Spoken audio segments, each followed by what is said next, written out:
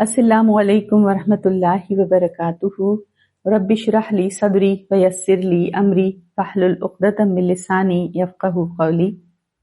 अल्हम्दुलिल्लाह, आज हम जुज़ 27 करेंगे। इंशाअल्लाह ताला जुज़ 26 की आया को बतौर तज़कीर लेते हैं। देखते हैं आया नंबर 11 सूरतुल हुजरात। या अय्युहल्लज़ीना आमनू ला यस्खर कौमुम मिन कौमिन असा अन यकूनू खैरम मिनहुम वला निसाउम मिन निसाइन असा अन यकुन्न खैरम मिनहुन वला तलमिज़ू अनफुसकुम वला तनाबज़ू बिल अलक़ाब बि'सल इस्मुल फुसूक़ बअदल ईमान वमन लम यतुब फउलाइका हुमुज़ ज़ालिमून। ए ईमान वालो, मर्दों की कोई जमात दूसरे मर्दों का मजाक न उड़ाए। हो सकता है कि वो लोग उनसे बेहतर हों, और न औरतें दूसरी औरतों का मजाक उड़ाएं। हो सकता है कि वो औरतें उनसे बेहतर हों।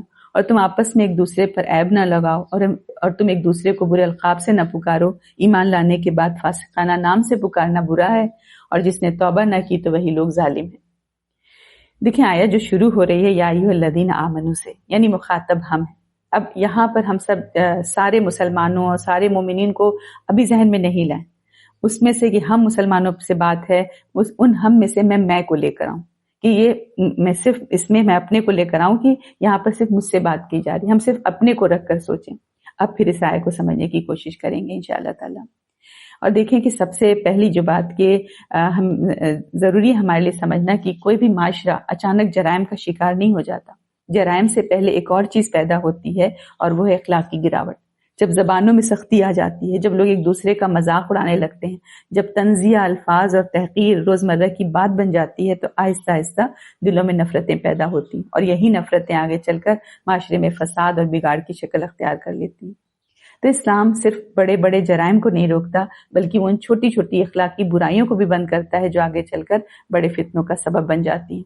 इसीलिए हम देखें कि कुरान में है कि एक पाकीज़ा माशरा सिर्फ कानून से नहीं बनता, बल्कि पाकीज़ा अखलाक से बनता है। यानी क्राइम फ्री सोसाइटी तभी होती है जब सिन फ्री सोसाइटी होगी।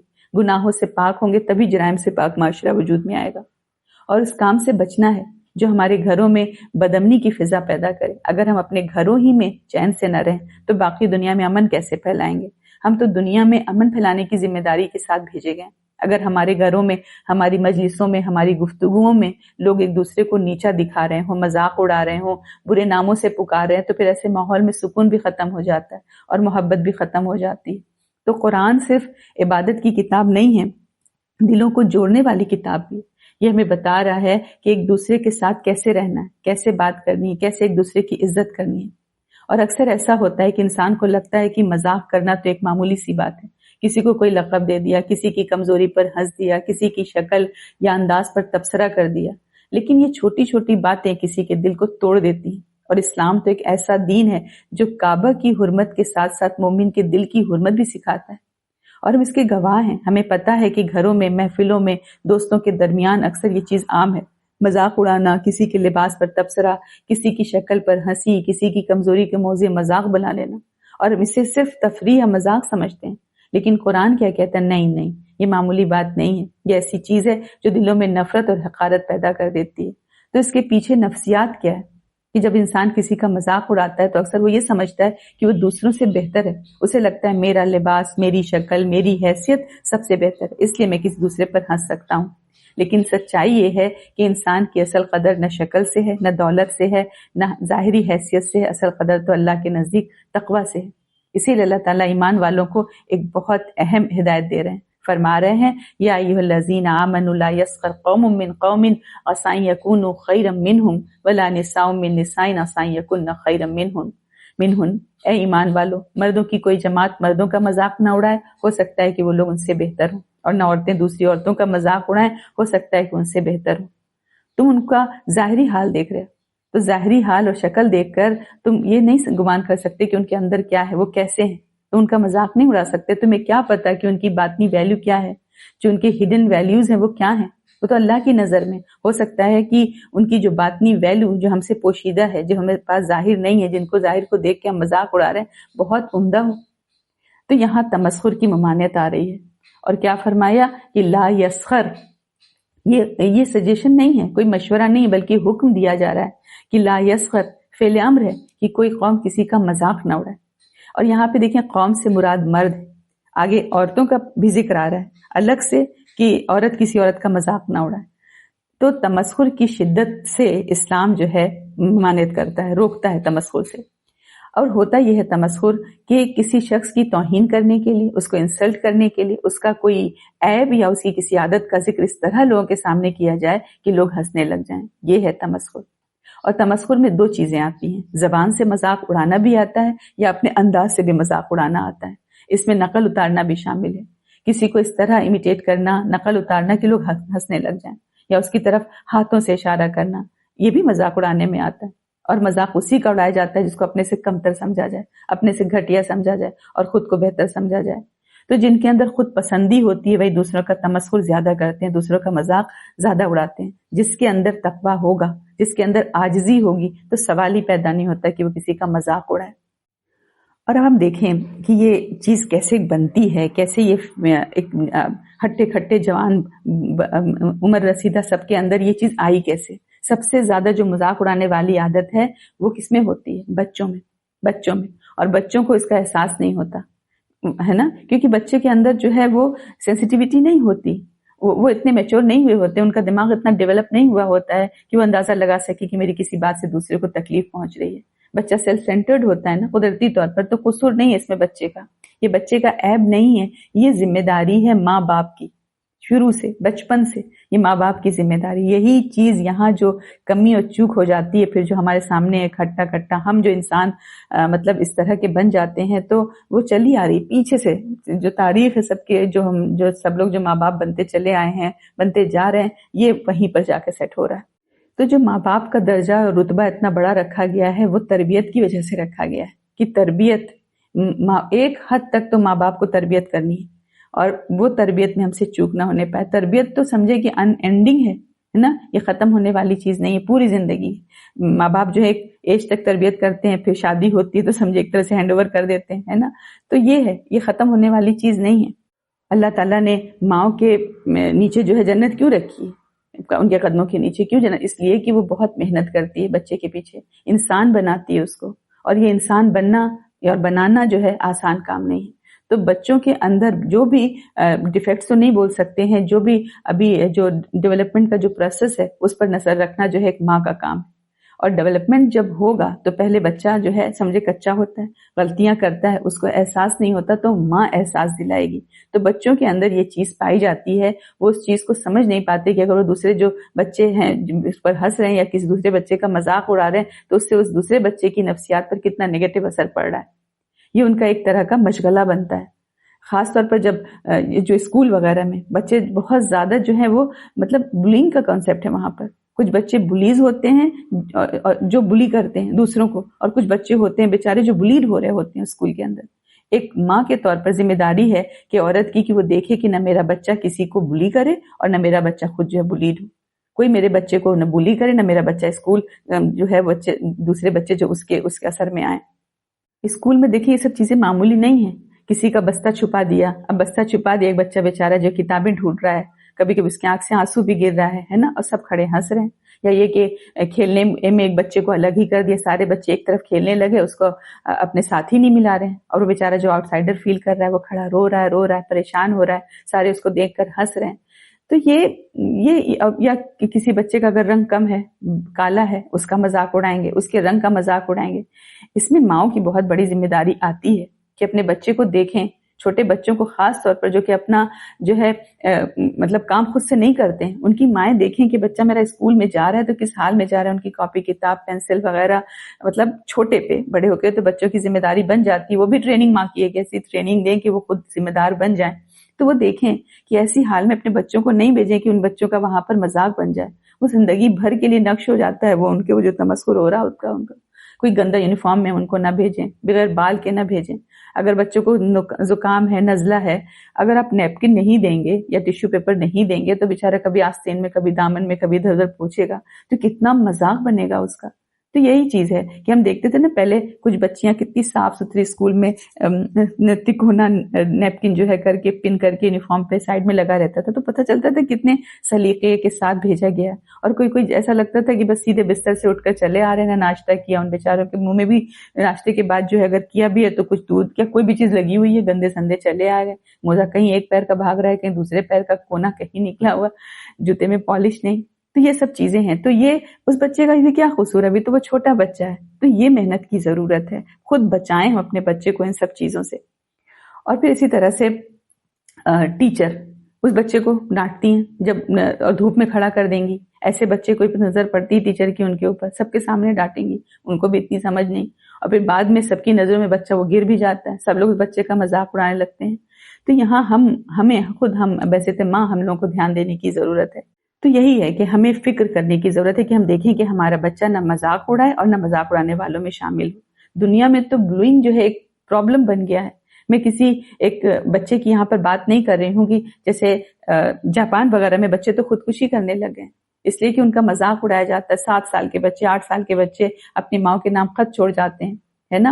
اور کیا کہتے ہیں کہ خودکشی ہم کر رہے ہیں کیونکہ ہمیں جو اسکولوں میں بہت زیادہ بلی کیا جا رہا ہے، ہمارا مذاق بنایا جا رہا ہے. تو اس کے بارے میں بچوں کو احساس دلانے کی ضرورت ہے کہ یہ اچھا کام نہیں ہے. اور یہ کام ہم کب کریں گے؟ جب بچے اسکول سے آئیں، ہے نا. ان کے ساتھ ہم کوالٹی ٹائم اور کوانٹٹی ٹائم دونوں ہم دیں. جب ہم بچوں کے ساتھ بہت زیادہ وقت گزارتے ہیں تب جا کر کے ہم کو تھوڑا موڑا ان کے بارے میں پتہ چلتا ہے. تو ہمیں ان سے بہت سارا وقت اپنے بچے کے ساتھ گزارنا ہے. پھر ان کا ذہن کھلتا ہے ہمارے سامنے، پھر ان کے اندر، ان کے ذہن میں کیا کیا چیزیں ہیں جو کہ گردش کر رہی ہوتی، پھر ہمیں وہ بتاتے ہیں.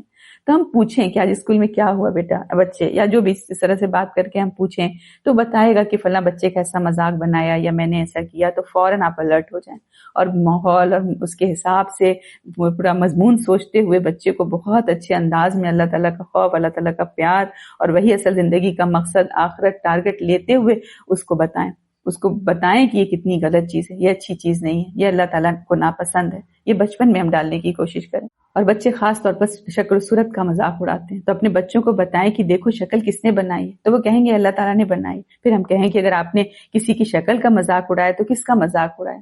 تب ان کو بات سمجھ میں آئے گی کہ ہم نے تو اللہ تعالیٰ کا مذاق اڑایا. تو اس کے بارے میں ان کو بہت محتاط کرنے کی ضرورت ہے. تو ماں کا یہ فرض ہے کہ وہ بچوں کو اس برائی کا احساس دلائے اور اس کے لیے ضروری ہے کہ ماں باپ جو ہیں وہ خود بھی نمونہ بنے. بچہ جو دیکھے گا کہ میری امی جو ہے وہ کسی دوسرے کا مذاق نہیں اڑا رہی ہے نا، تو ہی وہ اس کو زیادہ اثر ہوگا، یہ تعلیم وہ زیادہ جذب کرے گا. اور جو سب سے بڑی سچائی ہے ہم عورتوں کی ہے ہم لوگوں کے اندر، انشاءاللہ اس کو رفتہ رفتہ کیا اس کو اسپیڈ کے ساتھ اب ٹھیک کرنے کی ضرورت ہے انشاءاللہ تعالی. کہ جب بھی کسی پارٹی سے یا کسی گیدرنگ سے واپس آتے ہیں تو جب تک اپنے دوستوں کو فون کر کے ہم بات نہ کر لیں، کسی کا مذاق نہ اڑا لیں، ہے نا، تب تک جو ہے چین نہیں آتا. تو بچے دیکھ رہے ہوتے ہیں، بچے سن رہے ہوتے ہیں، وہ تو اسپونج کی طرح سب جذب کر رہے ہوتے ہیں، امبائب کر لیتے ہیں سب کچھ، ہے نا اس کو. تو ہرگز ماں باپ کو کسی کا مذاق اڑاتے ہوئے بچے نہ دیکھنے پائیں. عبداللہ ابن مسعود رضی اللہ عنہ نے فرمایا کہ اگر میں کسی کتے کے ساتھ استہزاء کروں تو مجھے ڈر ہے کہ میں کہیں کتا نہ بنا دیا جاؤں. تو جانوروں کی نقل نہیں اتارنی، ان کے بارے میں ایسی بات ہے تو اللہ تعالیٰ کو انسانوں کے بارے میں یہ سب کیسے پسند ہوگا. تو بہت سختی ہے اس چیز پر کہ کسی کی جو ہے ہم بے عزتی کریں نقلیں اتار کر. اور ہم دیکھیں کہ یہ چیز تو نقلیں اتارنا وغیرہ ایک طرح سے سوشل اسکل بن گیا. اس کے بارے میں تو فرمایا کہ ہلاکت ہے اس شخص کے لیے جو باتیں کرتا ہے اور جھوٹ بولتا ہے تاکہ اس کے ذریعے سے لوگوں کو ہنسائے. اس کے لیے ہلاکت ہے، اس کے لیے ہلاکت ہے. تو اس طرح کے ہنسی مذاق منع ہے. نبی اکرم صلی اللہ علیہ وسلم نے فرمایا ایاکم وکثرۃ الضحک فانہ یمیت القلب ویذہب بنور الوجہ، کہ زیادہ ہنسنے سے پرہیز کرو کیونکہ وہ دل کو مردہ کر دیتا ہے اور چہرے کا نور ختم کر دیتا ہے. تو یہ تمسخر کیا ہے کہ ہم سوچیں کہ اس تمسخر نے کتنا فتنہ، کتنا فساد ہے جو دنیا میں پیدا کیا ہے. پچھلے دنوں ہم دیکھیں کہ نبی اکرم صلی اللہ علیہ وسلم کے تمسخر کے طور پر جو لوگوں نے نعوذ باللہ کارٹون بنائے تھے اپنی طرف سے تو وہ مذاق کر رہے تھے، کتنا فساد ہوا اس سے، کتنے لوگوں کے جذبات جو ہے مجروح ہوئے. یہ تو بیسک مورلٹی ہے، مورل ایتھکس ہیں. یہ تو ہم سمجھیں کہ سوشل ریسپانسبل بیہیویئر ہے انسان کا کہ انسان دوسروں کے عقائد کا مذاق نہ اڑائے، دوسروں کی محترم شخصیت کا مذاق نہ اڑائے. بالکل اسلام نے اس کو پسند نہیں کیا. اور ساتھ ہی ساتھ ہم اپنے گھروں میں دیکھیں، اپنی مجلسوں میں دیکھیں، شادی بیاہ کی مجلسوں میں دیکھیں کہ وہاں تو ہم سمجھتے ہیں کہ نہیں یہ تو ہم کو آزادی ہے. وہاں پہ تو باقاعدہ پلاننگ کے ساتھ مذاق اڑایا جاتا ہے. دوستیں اگر ایک گروپ بنا کے بیٹھ جاتی ہیں، دوسری اپنی جان پہچان والیوں کو دیکھ رہی ہوتی ہیں، یا بہنیں بیٹھ گئیں، بھابیاں نندیں وغیرہ، ایک گھر کے لوگ بھی بیٹھ کے گروپ بنا کر بیٹھ گئے، سامنے سے جو گزر رہا ہے ان کا کچھ نہ کچھ مذاق اڑایا جا رہا ہے، ان کے کپڑے پہ، ان کے میک اپ پہ، ہے نا. اس طرح کی چیزیں چلتی رہتی ہیں. اور مذاق کا ایک طریقہ یہ بھی ہوتا ہے کہ کسی کے سامنے بیٹھ کے، اب زبان تو نہیں کھولی جا سکتی، کوئی سن لے گا، ہے نا، تو کئی لوگ بیٹھے ہیں، اس میں سے کچھ لوگ مل کے جو مطلب ایک دوسرے کو دیکھا اور صرف آنکھوں سے اشارہ کر دیا اور ہلکے سے مسکرا دیا، تو یہ بھی مذاق ہے، یہ بھی مذاق ہے۔ اور پھر اس طرح بھی دیکھیں کہ کئی لوگ بیٹھے ہیں اور جب سب لوگ گفتگو کر رہے ہیں، بات کر رہے ہیں، اور کچھ لوگ جو ہے اپنے علاقے کے لوگ جہاں پر جمع ہو گئے ہیں، اس میں سے کچھ لوگوں کو جو ہے ان کے علاقے کی زبان نہیں آتی ہے، اب وہ آپس میں وہ لوگ اپنے علاقے کی زبان میں بات کرنے لگ جائیں گے، ہے نا؟ تو یہ بھی جو ہے ادب کے خلاف ہے، یہ بھی جہالت ہے، اور یہ تو مطلب ادب کے بھی خلاف ہے۔ تو یہی ہے کہ ایک طرح کا یہ بھی مذاق ہے۔ تو یہ بتایا جا رہا ہے کہ مسلمان ہو کر کہ تم مذاق نہیں اڑاؤ، تم کو یہ زیب نہیں دیتا، کیونکہ نبی اکرم صلی اللہ علیہ وسلم کی امت ہو، ہمیں تو آپ صلی اللہ علیہ وسلم نے بہت اچھے اچھے اخلاق سکھائے، تو یہ چیز بالکل مناسب نہیں، یہ کام کرنے کے نہیں۔ دیکھیں یہاں پر پہلے قوم کا ذکر کیا گیا، جس میں مراد ہے کیا؟ مرد، اور اس کے بعد پھر عورتوں کا ذکر الگ سے کیا گیا۔ تو علماء کیا کہتے ہیں کہ الگ سے عورتوں کی بات کی گئی کہ عورتوں کا مذاق نہ اڑائیں، اس کا کیا مطلب ہے؟ تو کہتے ہیں ہو سکتا ہے کہ اس کا مطلب یہ ہو کہ الگ کرنے کا ذکر یہ ہو کہ اسلام میں تو اس بات کا تصور نہیں ہے کہ بے تکلف محفلوں میں مرد عورتیں سب نامحرم جمع ہوں اور سب ایک دوسرے سے ہنسی ٹھٹھا کر رہے ہوں، اتنا فری ہوں، ایسا بے تکلف ہوں۔ تو اسلام کے اندر تو سیگریگیشن کا رواج ہے، عورتوں کی مجلس الگ ہوتی ہے، مردوں کی الگ ہوتی ہے، تو محفلیں ہی الگ الگ ہوتی ہیں۔ تو اس لحاظ سے ذکر کیا گیا کہ مرد اپنی مجلسوں میں یہ کام نہ کریں، عورتیں جو ہیں اپنی مجلسوں میں یہ کام نہ کریں۔ اور ویسے بھی عورتوں میں جو دیکھیں ہیں ٹینڈنسیز جو ہیں وہ زیادہ ہوتی ہیں ایک دوسرے کا مذاق اڑانے کی۔ کہیں آپس میں بہنیں بیٹھی ہیں، خاص طور پر وہی جو بھی ابھی میں نے بات کی کہ شادی بیاہ کی مجلس میں، تو ان کے لیے تو بہت بڑا موقع مل جاتا ہے، وہاں پر جب کوئی بھی آئے گا سب پہ تبصرہ ہونے لگے گا۔ لوگ کہتے ہیں نا کہ کسی کی موت پہ ہم اس لیے قرآن لوگوں کے ہاتھوں میں دے دیتے ہیں تاکہ لوگ باتیں کم کریں، خاموش رہیں۔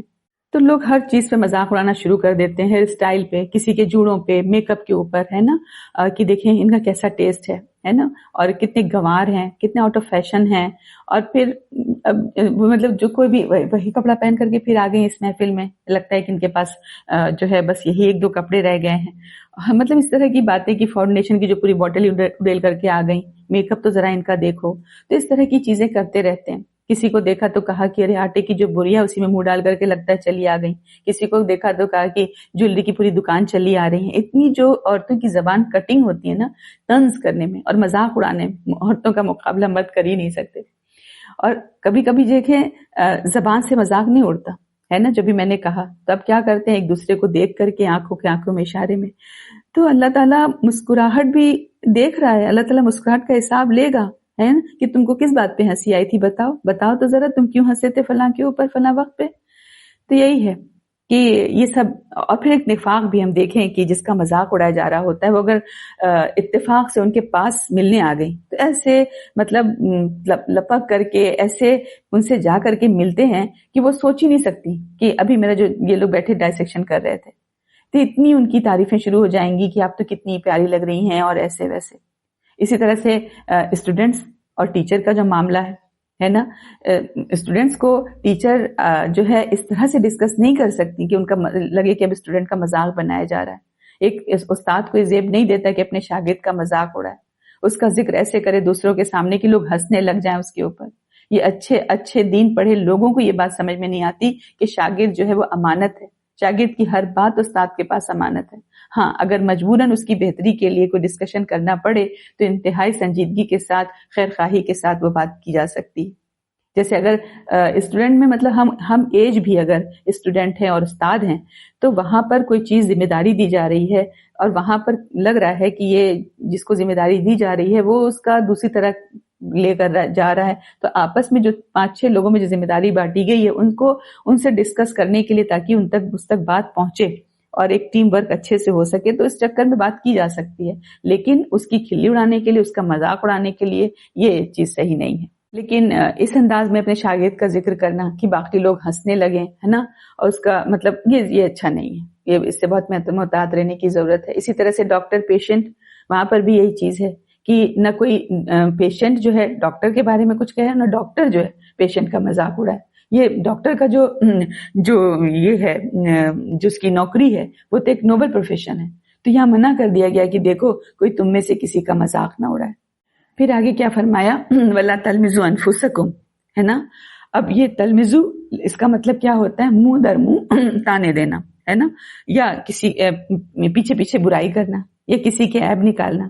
آگے میں انشاءاللہ پڑھیں گے, ویل لکل ہمزۃ لمزہ, ہلاکت اور بربادی ہے اس کے لیے جو کہ منہ در منہ تانے دیتا ہے یا عیب نکالتا ہے. تو یہ عیب نکالنا یا تانا دینا, ٹونٹ کرنا, طنز ہے نا, طنز بھی کرنا, یہ بھی تانا دینا, یہ سب اس میں آتا ہے. تو یہاں پر کیا ہے, یہاں پر کیا مراد ہے, اس کا تعلق ہے کہ آمنے سامنے بیٹھ کے اور دوسروں کے کو ایسی بات کہنا جو اس کو اذیت پہنچا دے, کسی عیب کی طرف کوئی اشارہ کر دینا یا اس کی کسی کمزوری کا ذکر کرنا, یہ ہوتا ہے تانا, یہ ہوتا ہے طنز. مثال کے طور پر کوئی عورت بیٹھی ہے, بہت پیسے والی ہے, اب ان کے سامنے ذکر کرنا کہ لو, اب رشوتیں لے کر کے لوگ جو ہے صدقے اور خیرات کیا کرتے ہیں. تو کوئی ڈونیٹ کر رہا ہے اللہ کی راہ میں, بہت پیسہ دے رہا ہے, اب اس کے سامنے بیٹھ کے یہ بات کہنا کہ ہاں حرام سے کماتے ہیں اور اوپر سے بڑی بڑی خیراتیں اور صدقات کرتے ہیں, اللہ کیوں قبول کرے گا ان کی ایسی ایسی چیزیں. تو اب کس کو سنایا جا رہا ہے؟ تو جو لوگ وہاں پہ بیٹھے ہیں, جن سے بات کی جا رہی ہے, اتنے سارے لوگوں سے بات کی جا رہی ہے, لیکن سنایا اس میں سے کسی ایک کو جا رہا ہے جو اس محفل میں ہے. تو یہ ہے, یہ رواج ہے. اسی طرح دیکھیں ابھی جو ہے ایک نیا گھر جوڑ رہا ہے, ایک رشتہ جوڑ رہا ہے, شادی ہو رہی ہے, لڑکی آ رہی ہے, بہو آ رہی, شادی کر کے اب سسرال والے جو ہیں انہیں اپنے بارے میں پتہ نہیں کہاں سے زوم ہو جاتا ہے کہ ہم تو بہت اعلیٰ خاندان سے تعلق رکھتے ہیں. ہر گھر جو ہے اپنے اندر سے بما لدیہم فرحون کی, جو جس میں اتنا زیادہ اس میں مگن ہے, تو وہ کہ ہم نوابوں کے خاندان سے, ہم تو بہت امیر ہیں, ہم تو بہت پشتینی ہماری جائیداد ہے, ہم جاگیردار زمیندار, یعنی کیا کیا ساری خصوصیات بڑی جو ہیں وہ ہیں ان میں. اب وہ بہو جو آئی ہے اس کو باتیں سنائی جاتی ہیں بعض دفعہ, اور مطلب اس کو یہ باور کرانا ہوتا ہے کہ تم لوگ تو بہت گھٹیا خاندان کے ہو. اب ڈائریکٹ تو سیدھے سیدھے الفاظ میں نہیں کہہ سکتے, تو بات کریں گے, کہیں گے کہ لوگوں نے زندگی میں کبھی پیسہ دیکھا ہی نہیں. اب سنائے کس کو جا رہا ہے؟ بہو کو سنایا جا رہا ہے, وہ سب سمجھتی ہے. تو یہ آمنے سامنے بیٹھ کے طنز کرنا, تانے دینا, کسی مثال کے طور پر جیسے اگر ہم لیں اس کو کہ جیسے کوئی پیشے والا جیسے جوتے کا کاروبار کر رہا ہے, تو اس کو کہا جائے گا کہ یہ تو نائی, کیا بولتے ہیں اس کو, موچی, تو موچی ہیں یہ لوگ.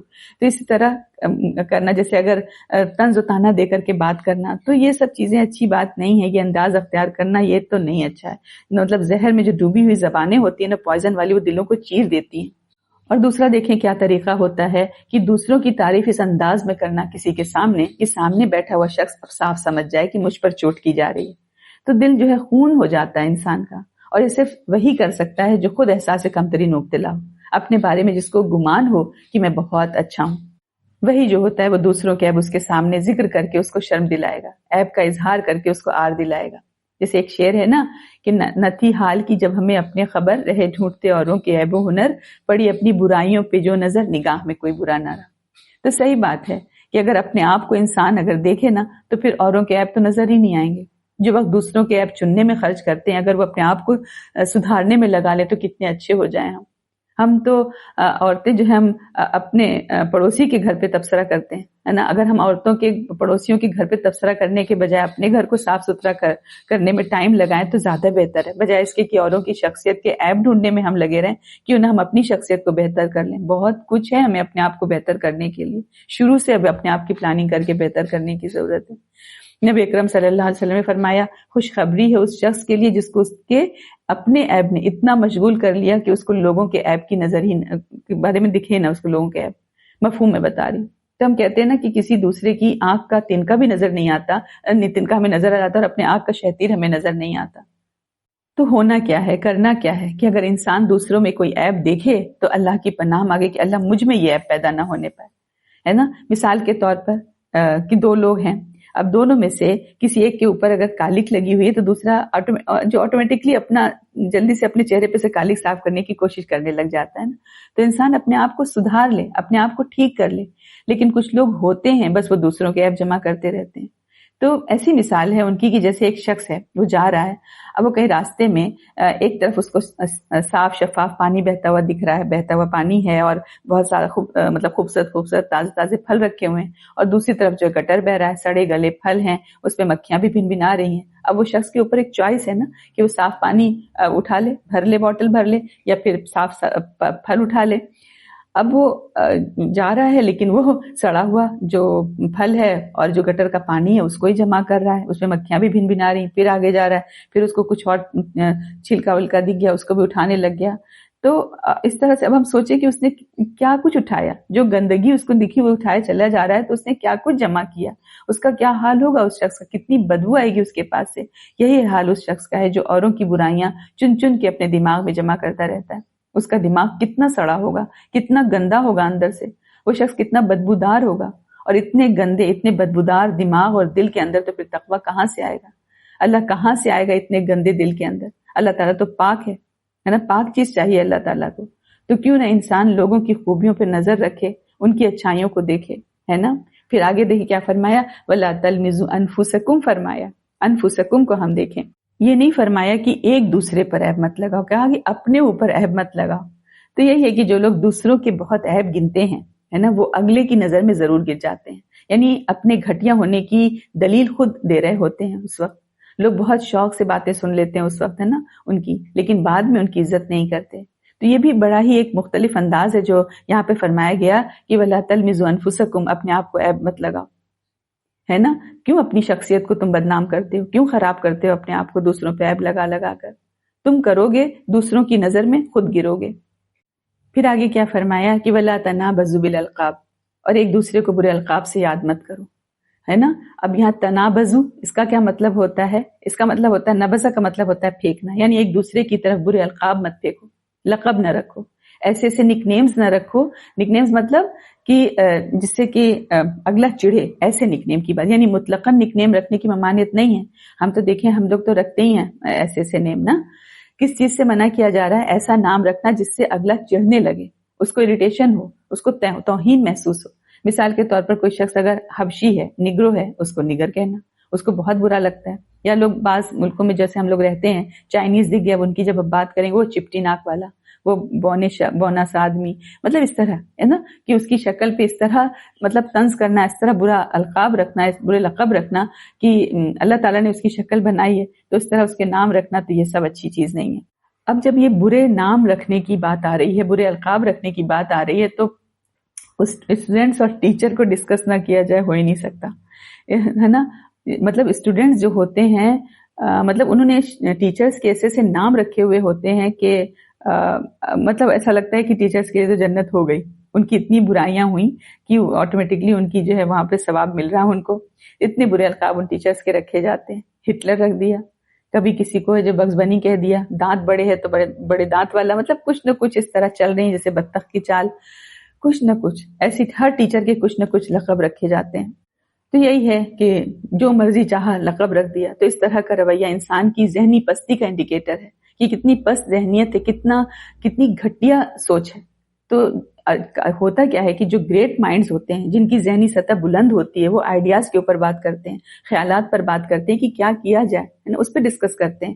اور جو ایوریج مائنڈز ہوتے ہیں وہ ایونٹس کو ڈسکس کرتے ہیں. آج کیا ہوا، اچھا آج فلاں کی جگہ فلاں جگہ کیا ہوا تھا، فلاں جگہ گیا تھا، کیا پکایا تم نے، تمہارے گھر کون ہے. مطلب یہ باتیں کی جا سکتی ہیں لیکن صرف ان کی باتوں کا محور یہی ہو، یہ چیز نہیں ہونی چاہیے. تو جن کا اس طرح کا ڈسکشن ہو تو وہ تو بہت ہی چھوٹی ذہنیت کا ہوا نا.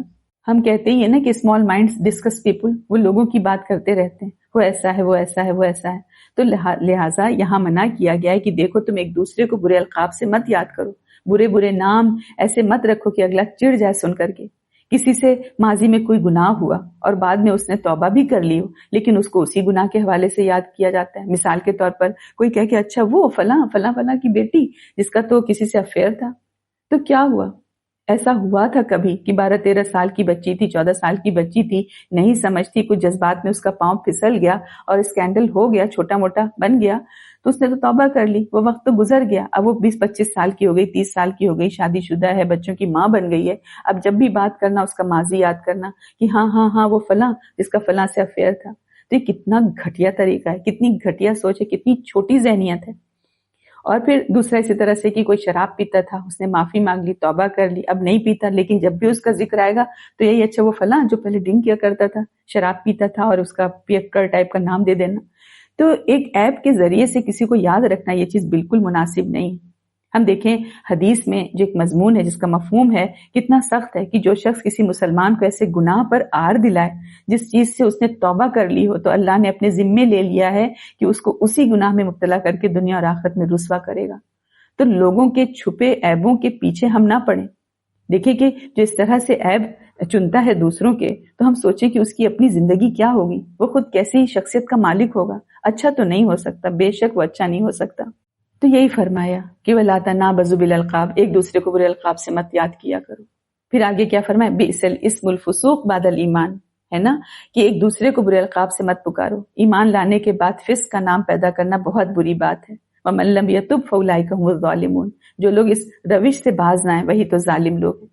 کہ یہاں دیکھیں کیا کہا گیا کہ بِئْسَ الْاسْمُ الْفُسُوقُ بَعْدَ الْإِيمَانِ، ایمان کے بعد تو برائی کا کام بھی بہت برا ہے۔ جیسے ہم کہتے ہیں نا کہ فلاں چیز کے تو نام سے بھی بہت گھن آتی ہے، تو جو چیز جس کا نام لینا برا ہے وہ چیز خود کتنی بری ہوگی۔ ایمان کی لذت جس کو حاصل ہو جائے، ایمان کی حلاوت جس کو حاصل ہو جائے، اس شخص کو تو کبھی ایسی باتوں میں مزہ آ نہیں سکتا کہ وہ طنز کرے یا تانا دے یا عیب چنے کسی کے پیٹھ پیچھے۔ ان چیزوں کے پیچھے دیکھیں ایک بوجھ بھی ہے۔ اگر انسان ہونے کے ناطے زبان کبھی پھسل ہی جائے تو طبیعت پر ایک بوجھ سا رہتا ہے۔ کیوں رہتا ہے؟ کیونکہ یہ فطرت کے خلاف ہے۔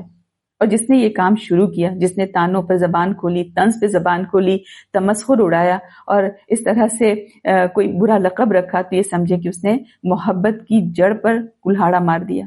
کبھی بھی محبت اب پیدا نہیں ہو سکتی دو لوگوں کے اندر۔ اگر کسی کو تانا دینے کی یا طنز کرنے کی عادت ہے تو لوگوں کی زندگی بھی بہت تلخ کرتے ہیں، اپنی آخرت بھی برباد کرتے ہیں۔ اور بعض لوگوں کا طریقہ دیکھیں کہ وہ پیٹھ پیچھے تو برائیاں کرتے ہیں، مذاق اڑاتے ہیں، سامنے بہت میٹھے بنتے ہیں، بہت اچھے بنتے ہیں۔ اکثر لوگ کہتے ہیں کہ وہ آپ کے سامنے آپ سے کتنے اچھے سے بات کر رہے تھے، جیسے ہی آپ ہٹی تو آپ کی تو برائیاں شروع کر دی۔ تو کتنی اذیت، کتنی تکلیف ہوتی ہے نا پھر ایسے انسان سے ملنے میں کہ پتہ نہیں وہ دو رخا انسان کیسا ہے۔ نبی اکرم صلی اللہ علیہ وسلم نے فرمایا کہ من کان ذا وجہین فی الدنیا کان لہ یوم القیامۃ لسانان من النار، کہ جو دنیا میں دو چہروں والا ہوگا، قیامت کے دن اس کو آگ کی 2 زبانیں دی جائیں گی۔ تو 2 چہروں والا کیا، کیسا؟ ایک کے پاس جاتا ہے تو تعریفیں، دوسرے کے پاس جاتا ہے تو مختلف انداز میں، اور آپ کے سامنے ہی آپ کے لیے بھی 2 چہرہ اس کا ہے۔ تو فرمایا کہ جو دنیا میں 2 چہروں والا ہوگا، قیامت کے دن اس کو آگ کی 2 زبانیں دی جائیں گی۔ کیوں؟ جو آپ کے سامنے ہوتا ہے تو بڑا میٹھا، بہت پیارا، بہت اچھا، بہت تعریفیں، پیٹھ پیچھے ہی ہوتا ہے تو مذاق یا غیبت۔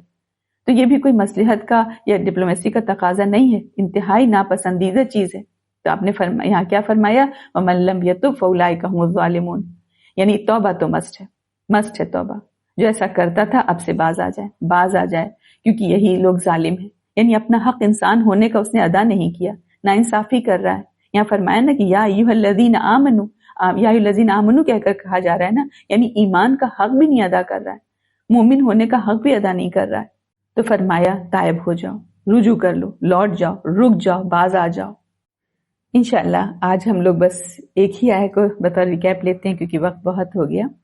اب چلتے ہیں انشاءاللہ تعالیٰ آج کے جز کی طرف۔ سورت زاریات کنٹینیو ہو رہی ہے۔ دیکھتے ہیں آیت نمبر 31 سے 45۔ ابراہیم نے کہا، اچھا تو تمہارا مقصد کیا ہے اے بھیجے ہوئے فرشتوں؟ انہوں نے کہا، بلا شبہ ہم ایک مجرم قوم کی طرف بھیجے گئے ہیں تاکہ ہم ان پر مٹی کے پتھر کنکر برسائیں جو آپ کے رب کے ہاں سے حد سے گزر جانے والوں کے لیے نامزد ہو چکے ہیں۔ پھر وہاں جو بھی مومن تھے ہم نے انہیں نکال لیا، اور ہم نے وہاں مسلمانوں کا صرف ایک ہی گھرانہ پایا، اور ہم نے وہاں ان لوگوں کے لیے ایک نشانی چھوڑی جو دردناک عذاب سے خوف کھاتے ہیں۔ اور موسیٰ کے قصے میں عظیم نشانی ہے، جب ہم نے اسے فرعون کی طرف ایک کھلے معجزے کے ساتھ بھیجا تو اس نے اپنی قوت کے بل پر حق سے منہ موڑا اور کہا موسیٰ جادوگر یا دیوانہ ہے۔ پھر ہم نے اسے اور اس کے لشکروں کو پکڑا اور انہیں سمندر میں پھینک دیا جبکہ وہ قابل ملامت کام کرتا تھا۔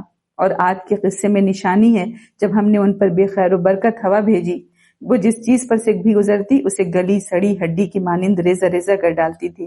اور سمود کے قصے میں نشانی ہے، جب ان سے کہا گیا تم ایک وقت یعنی 3 دن تک فائدہ اٹھاؤ، پھر انہوں نے اپنے رب کے حکم سے سرکشی کی تو انہیں کڑک نے آ پکڑا جبکہ وہ دیکھ رہے تھے، پھر نہ تو ان میں اٹھنے کی سکت تھی اور نہ وہ بدلہ ہی لینے والے تھے۔ کل ہم نے سورت زاریات کی آیت نمبر 30 تک پڑھا تھا الحمدللہ، جہاں ابراہیم علیہ السلام کے مہمان فرشتوں کا ذکر آیا تھا، اور یہ بتایا جا رہا تھا کہ اللہ کی قدرت کے سامنے ناممکن بھی ممکن ہو جاتا ہے۔ اب اسی بات کو آگے بڑھاتے ہوئے قرآن ہمیں مختلف قوموں کی مثالیں دے رہا ہے تاکہ ہم سمجھ سکیں کہ جب انسان اللہ کی نشانیوں کو جھٹلاتا ہے تو اس کا انجام کیا ہوتا ہے۔ تو ان آیات میں آیت نمبر 31 سے 45 تک میں مختلف قوموں کے واقعات بیان کر کے یہ بتایا جا رہا ہے کہ جب انسان تکبر اور سرکشی کے ساتھ اللہ کے پیغام کو رد کرتا ہے تو اس کا انجام تباہی ہوتا ہے۔ اللہ کی طرف سے رجوع کرنے والے جو ہیں وہ بچ جاتے ہیں، جبکہ ضد اور غرور کرنے والے ہلاک ہو جاتے ہیں۔ اس طرح یہ واقعات انسان کو نصیحت دے رہے ہیں کہ وہ اللہ کی ہدایت کو قبول کرے اور سرکشی کے راستے سے بچ جائے۔ اور ہم دیکھیں آیت نمبر 41 اور 42 کو دیکھیں کہ اورات کے قصے میں نشانی ہے۔ جب ہم نے ان پر بے خیر و برکت ہوا بھیجی، وہ جس چیز سے بھی گزرتی اسے گلی سڑی ہڈی کی مانند ریزہ ریزہ کر ڈالتی۔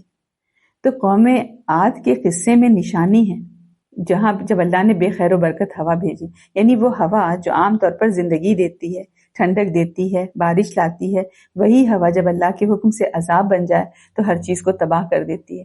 وہ ایسی آندھی تھی کہ جس چیز پر سے گزرتی تھی اسے گلی سڑی ہڈی کی طرح ریزہ ریزہ کر دیتی تھی۔ ہم جو ہوا لیتے ہیں، جو سانس لیتے ہیں، وہ دراصل اللہ تعالیٰ کی رحمت اور برکت سے بھری ہوئی ہوا ہے۔ اگر یہی ہوا وبا بن جائے، زہریلی ہو جائے یا تباہی کی آندھی بن جائے تو انسان کچھ بھی نہیں کر سکتا۔ اس لیے یہ آیت ہمیں یہ یاد دلا رہی ہے کہ جو چیزیں ہمیں معمولی لگتی ہیں وہ دراصل اللہ تعالیٰ کی کتنی بڑی نعمتیں ہیں۔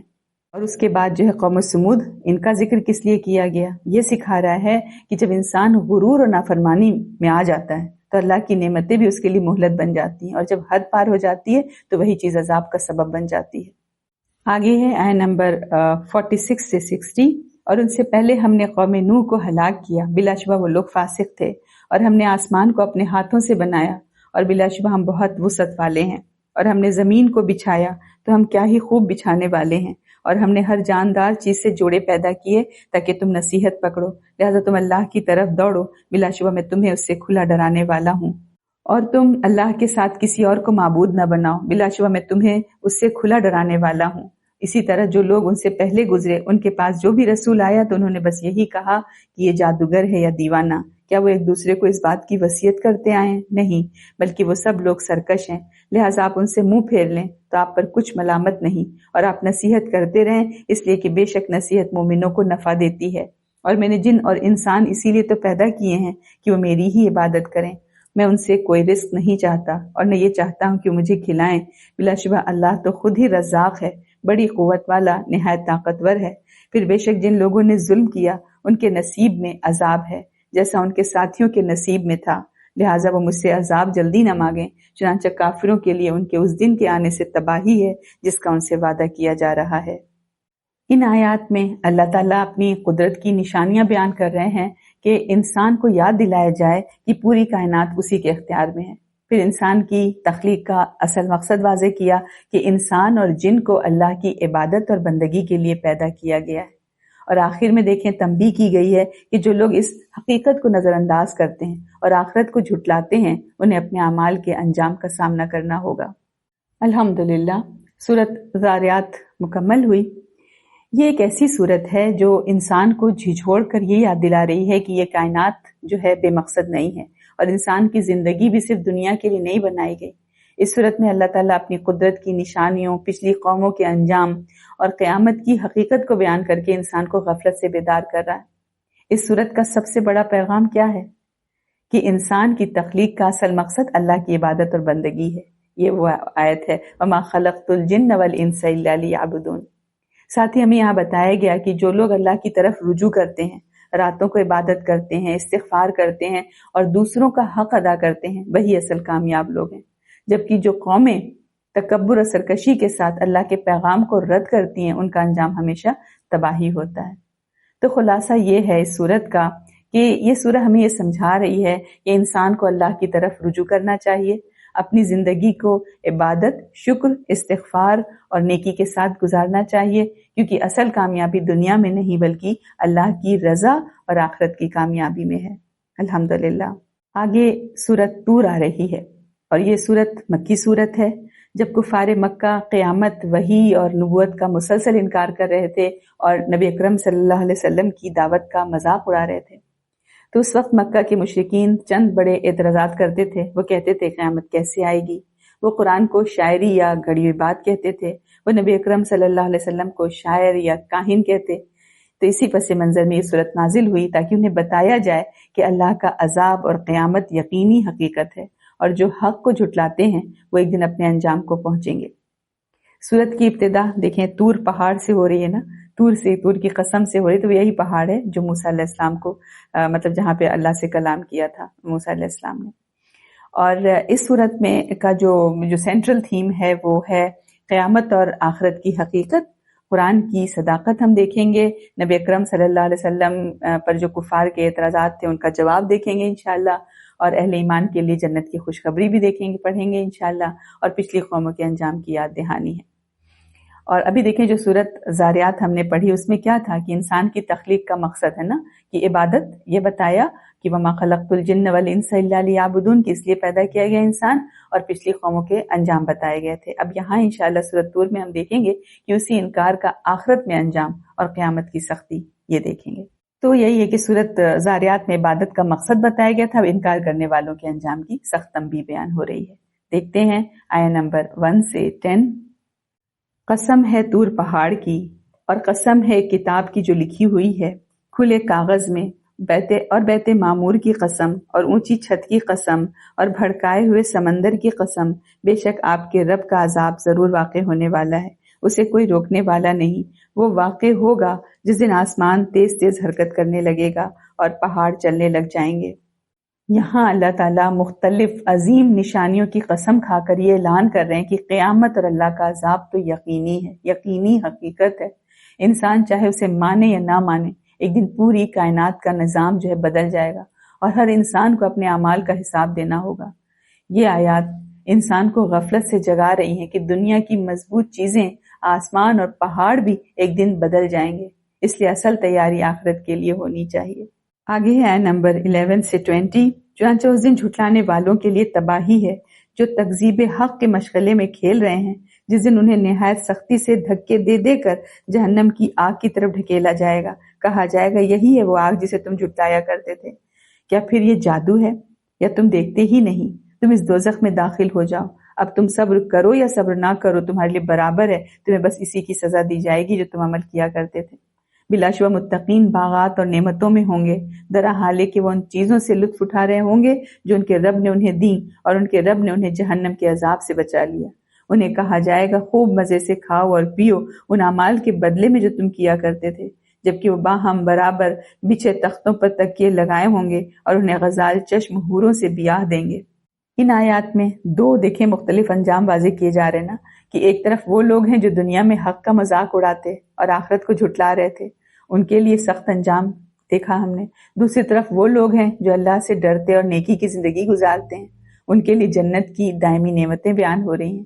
تو یہ آیات انسان کو یاد دلا رہی ہیں کہ زندگی کا راستہ آج ہی منتخب ہونا ہے، اور اس کا انجام آخرت میں سامنے آئے گا۔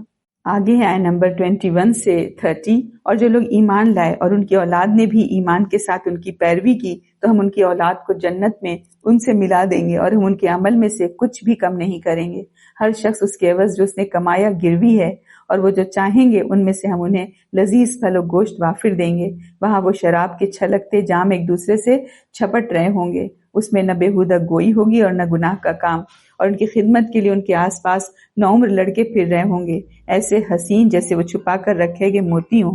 اور وہ اہل جنت ایک دوسرے کی طرف متوجہ ہو کر باہم حال پوچھیں گے، وہ کہیں گے بلا شبہ ہم اس سے پہلے اپنے حلال میں اللہ سے ڈرا کرتے تھے، پھر اللہ نے ہم پر احسان کیا اور اس نے ہمیں جھلسا دینے والی لو کے عذاب سے بچا لیا۔ بلا شبہ ہم پہلے ہی اس اللہ کو پکارا کرتے تھے، بے شک وہی خوب احسان کرنے والا نہایت رحم کرنے والا ہے۔ تو اے نبی آپ نصیحت کرتے رہیں کہ آپ اپنے رب کے فضل سے نہ تو کاہن ہیں نہ تو دیوانے ہیں۔ کیا وہ کافر کہتے ہیں کہ یہ نبی شاعر ہے اور ہم اس کے بارے میں حوادث زمانہ یعنی موت کا انتظار کر رہے ہیں؟ دیکھیں یہاں پر اہل ایمان کی خوشی اور شکر کا منظر ہے کہ کیا کہا گیا کہ جنت میں پہنچ کر وہ یاد کریں گے کہ دنیا میں وہ اللہ سے ڈرتے تھے اور اسی خوف اور ایمان نے انہیں نجات دے دی۔ ساتھ ہی کفار کے اس اعتراض کا بھی جواب دیا جا رہا ہے کہ وہ نبی اکرم صلی اللہ علیہ وسلم کو شاعر یا کاہن کہتے تھے، حالانکہ آپ اللہ کے سچے رسول ہیں۔ تو یہ آیت کیا بتا رہی ہے کہ اللہ کا خوف، دعا اور ایمان انسان کو آخرت کی کامیابی تک پہنچاتے ہیں۔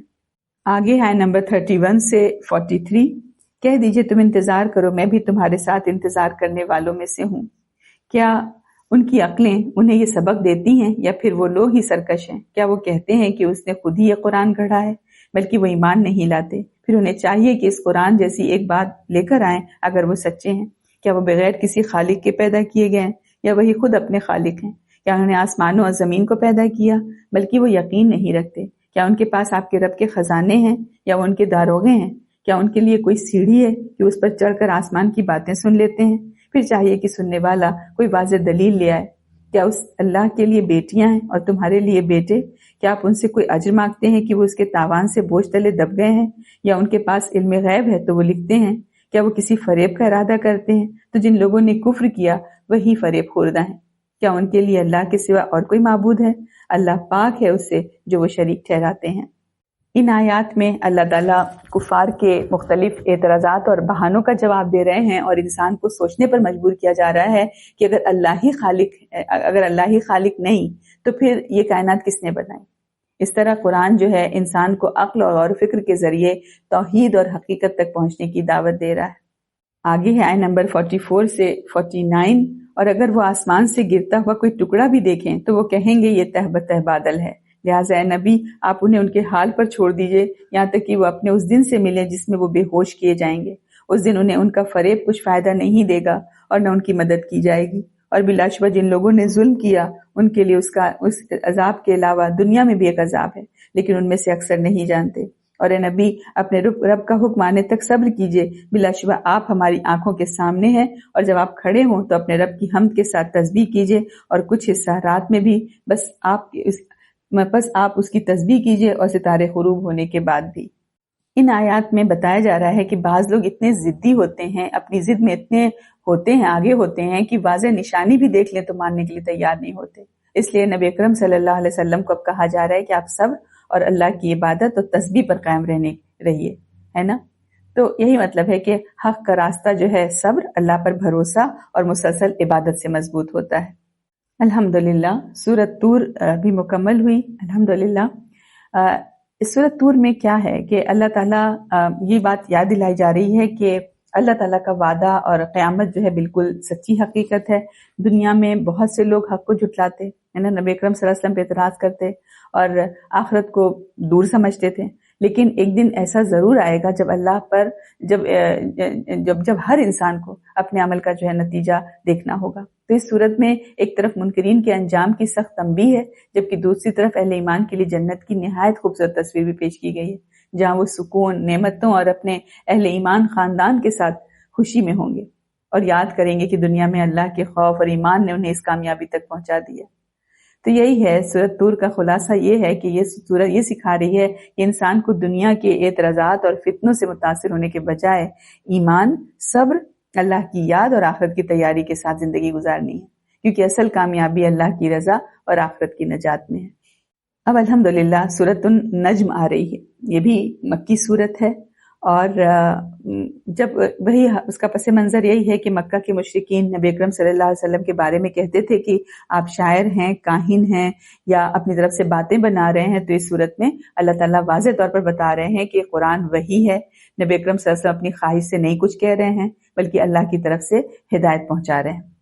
اس صورت میں معراج کے ایک عظیم منظر کا بھی ذکر ہے، جس میں نبی اکرم صلی اللہ علیہ وسلم کو جبریل علیہ السلام کے ساتھ بلند مقام تک جو ہے دکھایا گیا تھا۔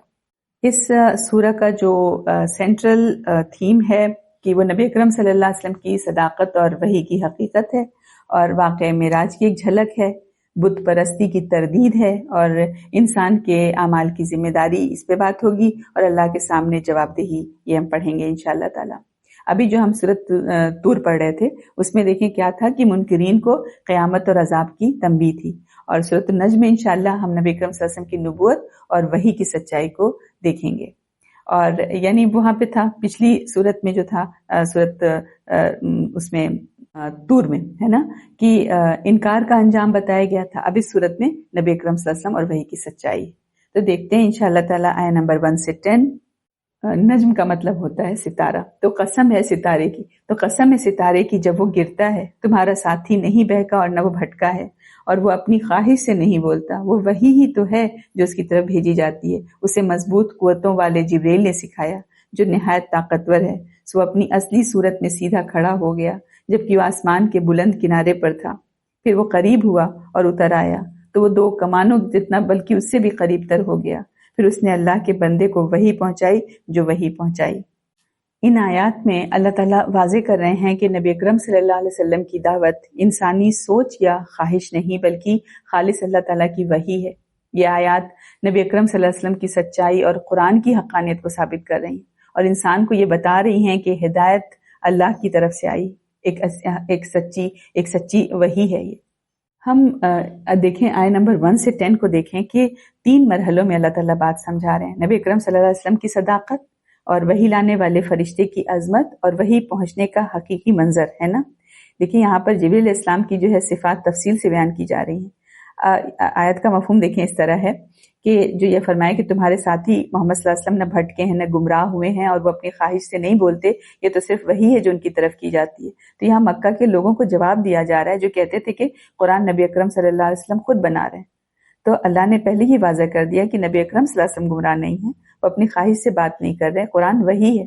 پھر آگے کیا ہے کہ انہیں سکھایا ہے ایک شدید قوتوں والے نے، شدید القوہ، جو بڑی مضبوط ساخت والا ہے، ذو مرۃ، پھر وہ سیدھا کھڑا ہوا جبکہ وہ بلند افق پر تھا۔ تو یہاں پر جبریل علیہ السلام کی صفات بیان کی جا رہی ہیں، شدید القوہ یعنی بہت طاقت والا، یعنی جبریل علیہ السلام غیر معمولی قوت والے فرشتے ہیں۔ احادیث میں آتا ہے کہ انہوں نے قوم لوط کی بستیوں کو الٹ دیا تو اپنے اصل روپ میں آسمان و زمین کے افق کو بھر دیا۔ اس سے مقصد یہ بتانا ہے کہ وحی لانے والا کمزور یا کوئی معمولی مخلوق نہیں ہے۔ پھر ذو مرۃ، انتہائی مضبوط اور کامل، اس کا مطلب ہے کہ جسمانی طور پر طاقتور، ذہنی اور روحانی طور پر بھی کامل اور انتہائی قابل اعتماد، یعنی جو پیغام لاتا ہے وہ کامل امانت دار اور مضبوط ہے۔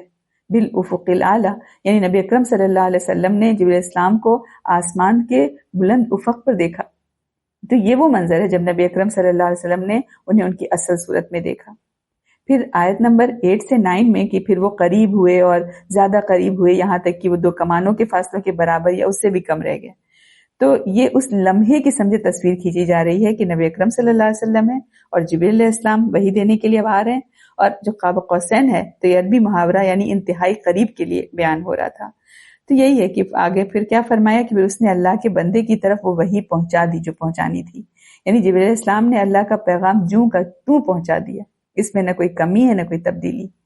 تو یہی ہے کہ اس پیغام کے اس کے پیچھے جو ہے 3 بڑے مقاصد ہیں کہ وحی کی صداقت ثابت کرنا، کہ اللہ تعالیٰ یہ بتا رہے ہیں کہ پیغام لانے والا انتہائی طاقتور، انتہائی قابل اعتماد، براہ راست آسمان سے آنے والا ہے، تو یہ کوئی انسانی تخیل نہیں ہے۔ اور نبی اکرم صلی اللہ علیہ وسلم پر لگائے گئے الزامات کا رد کرنا مقصد ہے کہ مکہ کے لوگ جو کہتے تھے کہ شاعر ہیں، کاہن ہیں، خود قرآن بنا رہے ہیں، تو اللہ نے بتایا نہیں یہ ایک عظیم فرشتہ لاتا ہے، اور وحی کے پورے نظام کو بھی واضح کرنا مقصد ہے۔ یہاں وحی کا پورا سلسلہ دکھایا جا رہا ہے کہ اللہ تعالیٰ سے جبریل علیہ السلام اور جبریل علیہ السلام سے نبی اکرم صلی اللہ علیہ وسلم۔ اس سے قرآن کی جو الہی جو اصل ہے، جو ڈیوائن جو اوریجن ہے، واضح ہو جا رہا ہے۔ تو یہی ہے خلاصہ کہ جبریل علیہ السلام کی صفات اس لیے بیان کی گئیں تاکہ لوگوں کو یہ سمجھایا جائے کہ قرآن کوئی انسانی کلام نہیں، اسے ایک عظیم اور قابل اعتماد فرشتہ لاتا ہے، اور نبی اکرم صلی اللہ علیہ وسلم اسے جوں کا توں پہنچاتے ہیں۔ یعنی ہم سمجھیں کہ یہ وحی کے پورے نظام کی اوتھینٹسٹی کو ثابت کرنے والی آیات ہیں۔ آگے ہے نمبر 11 سے 25۔ اس رسول نے جو کچھ دیکھا اس کے دل نے اس کے متعلق جھوٹ نہیں بولا، یا پھر تم اس چیز پر اس نبی سے جھگڑتے ہو جو دیکھتا ہے؟ اور یقیناً اس رسول نے اس جبریل کو ایک بار اور بھی دیکھا، سدرۃ المنتہا کے قریب، اس کے نزدیک ہی جنت الماوا ہے۔ اس وقت سدرہ پر چھا رہا تھا جو کچھ چھا رہا تھا، نگاہ نہ تو بہکی اور نہ حد سے بڑھی۔ یقیناً اس رسول نے اپنے رب کی بعض بڑی بڑی نشانیاں دیکھی، تو مجھے لات اور عزا کی خبر دو، اور تیسری دیوی منات کی جو گھٹیا ہے، کیا تمہارے لیے بیٹے ہیں اور اللہ کے لیے بیٹیاں؟ یہ تو پھر بڑی ہی بے انصافی کی تقسیم ہے۔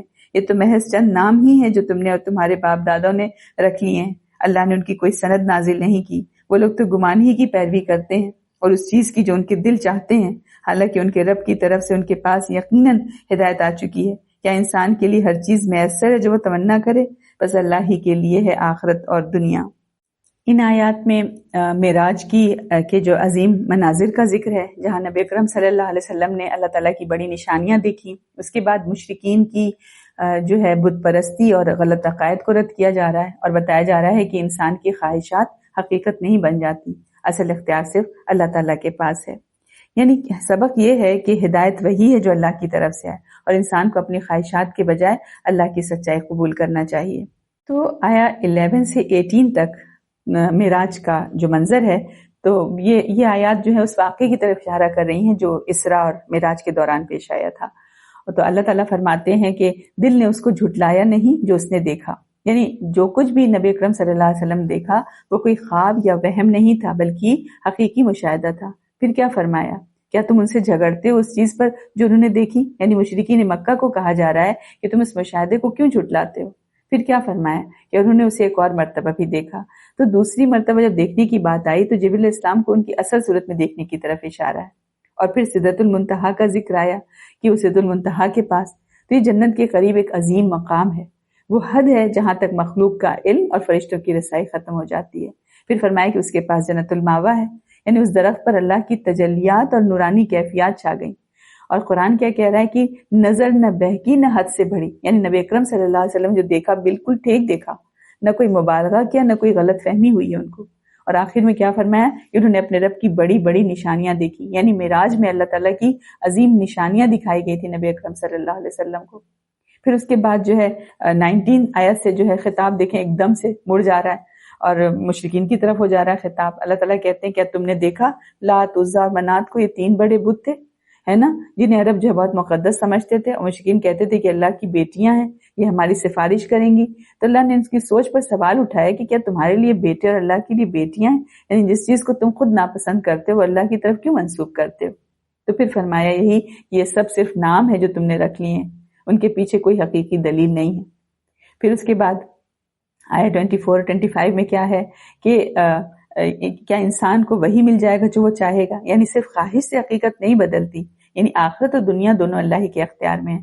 تو یہی بتانا ہے کہ نہ بت کچھ کر سکتے ہیں، نہ انسان اپنی خواہش سے حقیقت بدل سکتا ہے، اصل اختیار صرف اللہ تعالیٰ کے پاس ہے۔ تو یہی ہے کہ نبی اکرم صلی اللہ علیہ وسلم نے معراج میں حقیقی آیات الہی دیکھی تھی، اور مشرکین کے بنائے ہوئے معبود بے حقیقت ہیں، انسان کی خواہش نہیں بلکہ اللہ کی مشیت چلتی ہے۔ تو ایک لائن میں ہم اس آیت کا پیغام یہی سمجھے کہ حقیقی وحی اور اللہ کی نشانیاں ایک طرف ہیں، اور انسان کے خود ساختہ عقیدے دوسری طرف۔ آگے ہیں نمبر 26 سے 40، اور آسمانوں میں کتنے ہی فرشتے ہیں جن کی سفارش کچھ بھی فائدہ نہیں دے گی مگر بعد ازاں کہ اللہ اجازت دے دے جس کے لیے چاہے اور پسند کرے۔ بلا شبہ جو لوگ آخرت پر ایمان نہیں لاتے وہ فرشتوں کے نام عورتوں کے سے رکھتے ہیں، حالانکہ انہیں اس کا کوئی علم نہیں، وہ تو بس گمان کی پیروی کرتے ہیں، اور بلا شبہ گمان حق کے مقابلے میں کچھ بھی فائدہ نہیں دیتا۔ لہٰذا اے نبی آپ اس سے منہ پھیر لیں جو ہمارے ذکر سے منہ موڑے اور وہ صرف دنیاوی زندگی چاہتا ہو، ان کے علم کی یہی انتہا ہے۔ بلا شبہ آپ کا رب ہی اس شخص کو خوب جانتا ہے جو اس کے راستے سے بھٹک گیا، اور وہی اس شخص کو خوب جانتا ہے جس نے ہدایت پائی، اور اللہ ہی کے لیے ہے جو کچھ آسمانوں میں اور جو کچھ زمین میں ہے، تاکہ وہ ان لوگوں کو جنہوں نے برے کام کیے ان کے اعمال کی سزا دے، اور ان لوگوں کو جنہوں نے اچھائیاں کی اچھا بدلہ دے۔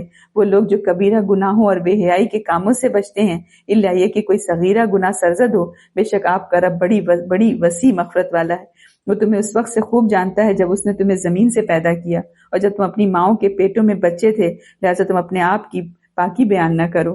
وہ اسے خوب جانتا ہے جس نے تقوی اختیار کیا۔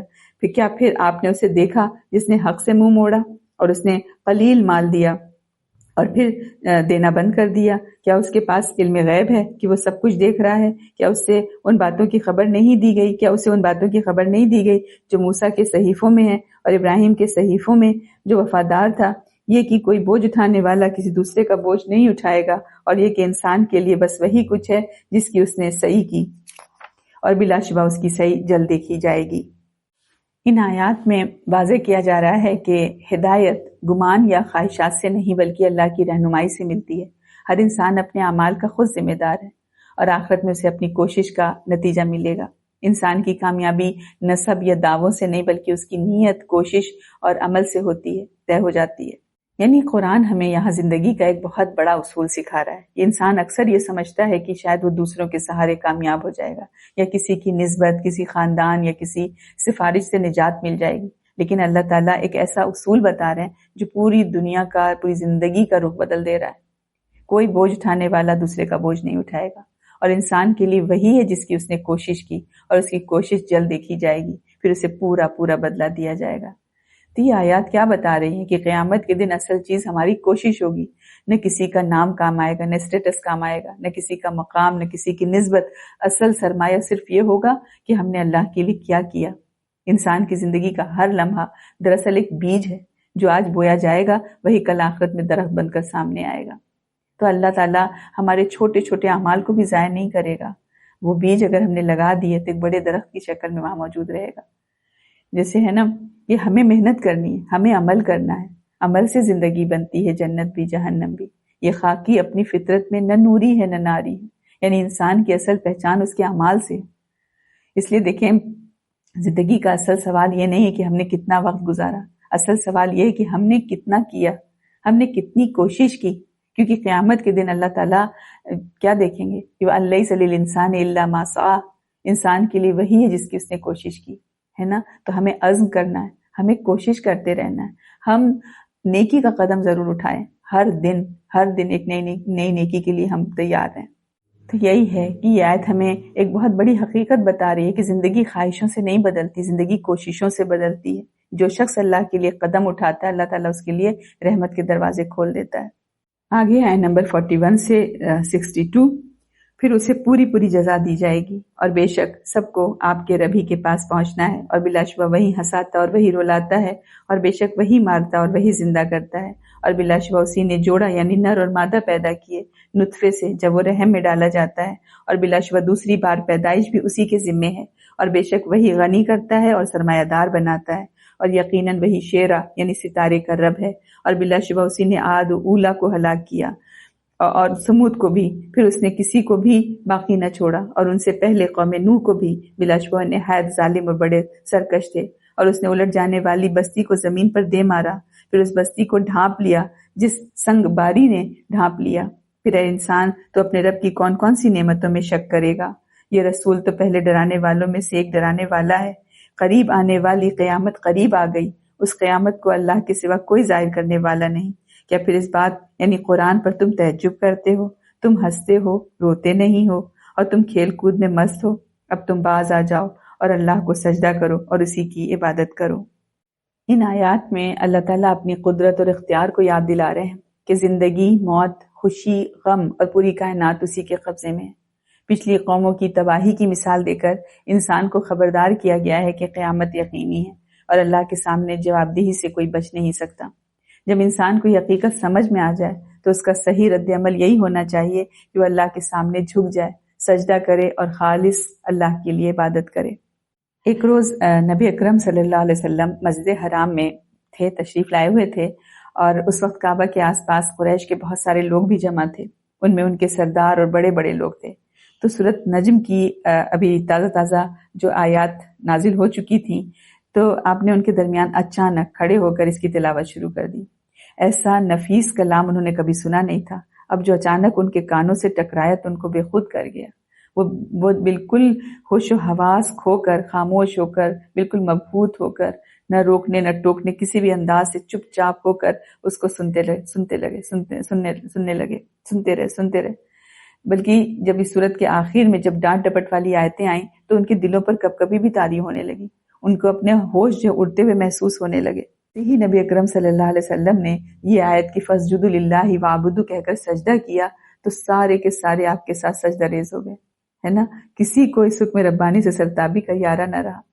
امام بخاری رحمۃ اللہ علیہ نے ابن مسعود رضی اللہ عنہ کی روایت نقل کی ہے کہ وہ کہتے ہیں کہ نبی اکرم صلی اللہ علیہ وسلم نے سورۃ نجم پڑھی، پھر سجدہ کیا تو قوم کا کوئی فرد نہ بچا جس نے سجدہ نہ کیا۔ ایک آدمی نے ایک مٹھی کنکری یا مٹی لی اور اسے اپنے چہرے کے اوپر تک لے گیا اور کہا میرے لیے کافی ہے۔ بعد میں نے دیکھا کہ وہ حالت کفر میں مارا گیا، یہ امیہ بن خلف تھا جو بدر کے روز مارا گیا۔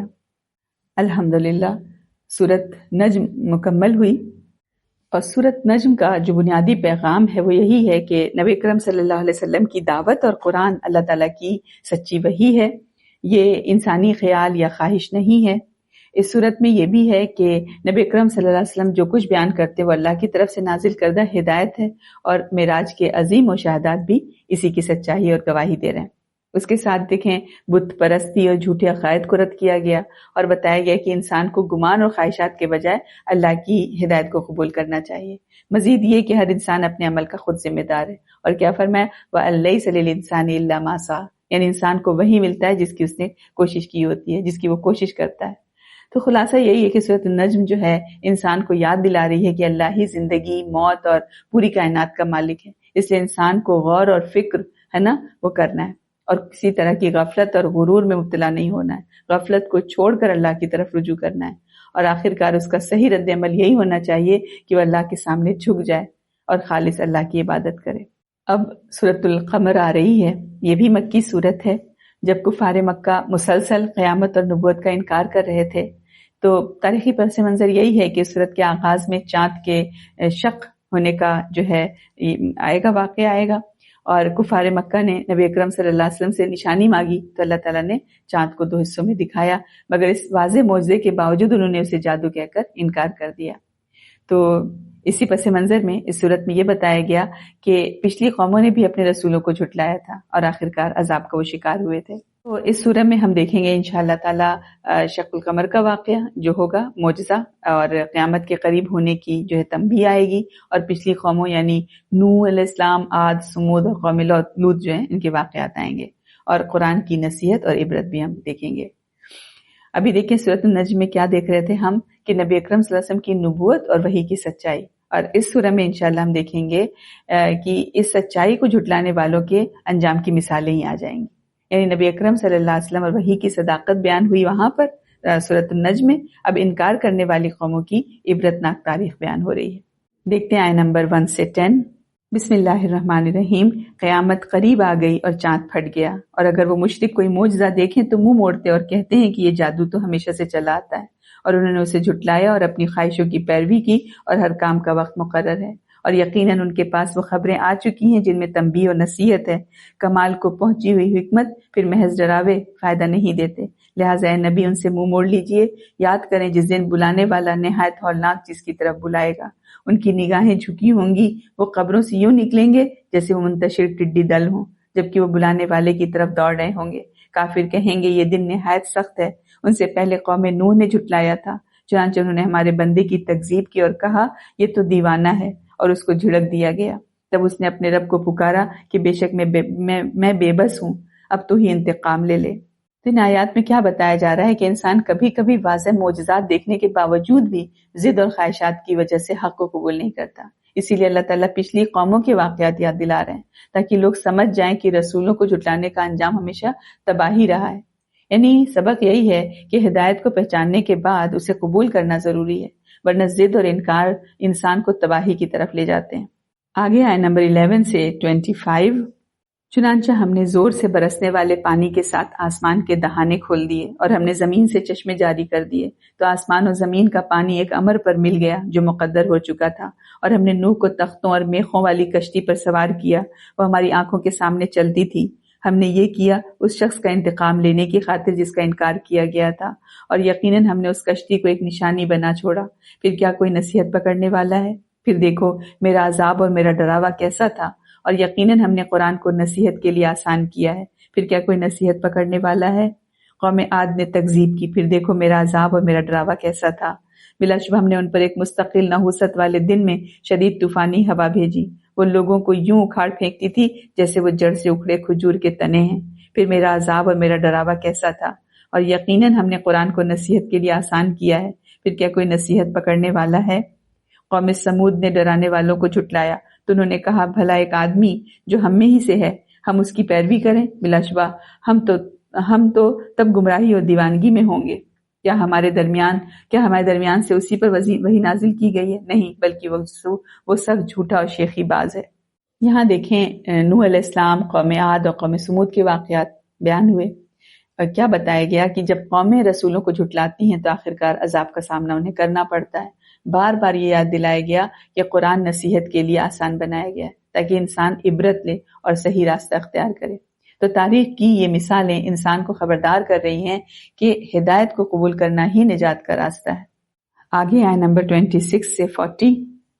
کل ہی وہ جان لیں گے کون کذاب اور شیخی باز ہے۔ بلا شبہ ہم ان کی آزمائش کے لیے اونٹنی بھیجنے یعنی چٹان سے نکالنے والے ہیں، لہٰذا اے صالح تو ان کے انجام کا انتظار کر اور صبر کر، اور انہیں بتا دے کہ بے شک پانی ان کے اور اونٹنی کے درمیان تقسیم ہوگا، ہر ایک اپنی باری پر حاضر ہوگا۔ پھر انہوں نے اپنے ایک ساتھی کو پکارا تو اس نے اونٹنی کو پکڑا، پھر مار ڈالا، پھر دیکھو میرا عذاب اور ڈراوا کیسا تھا۔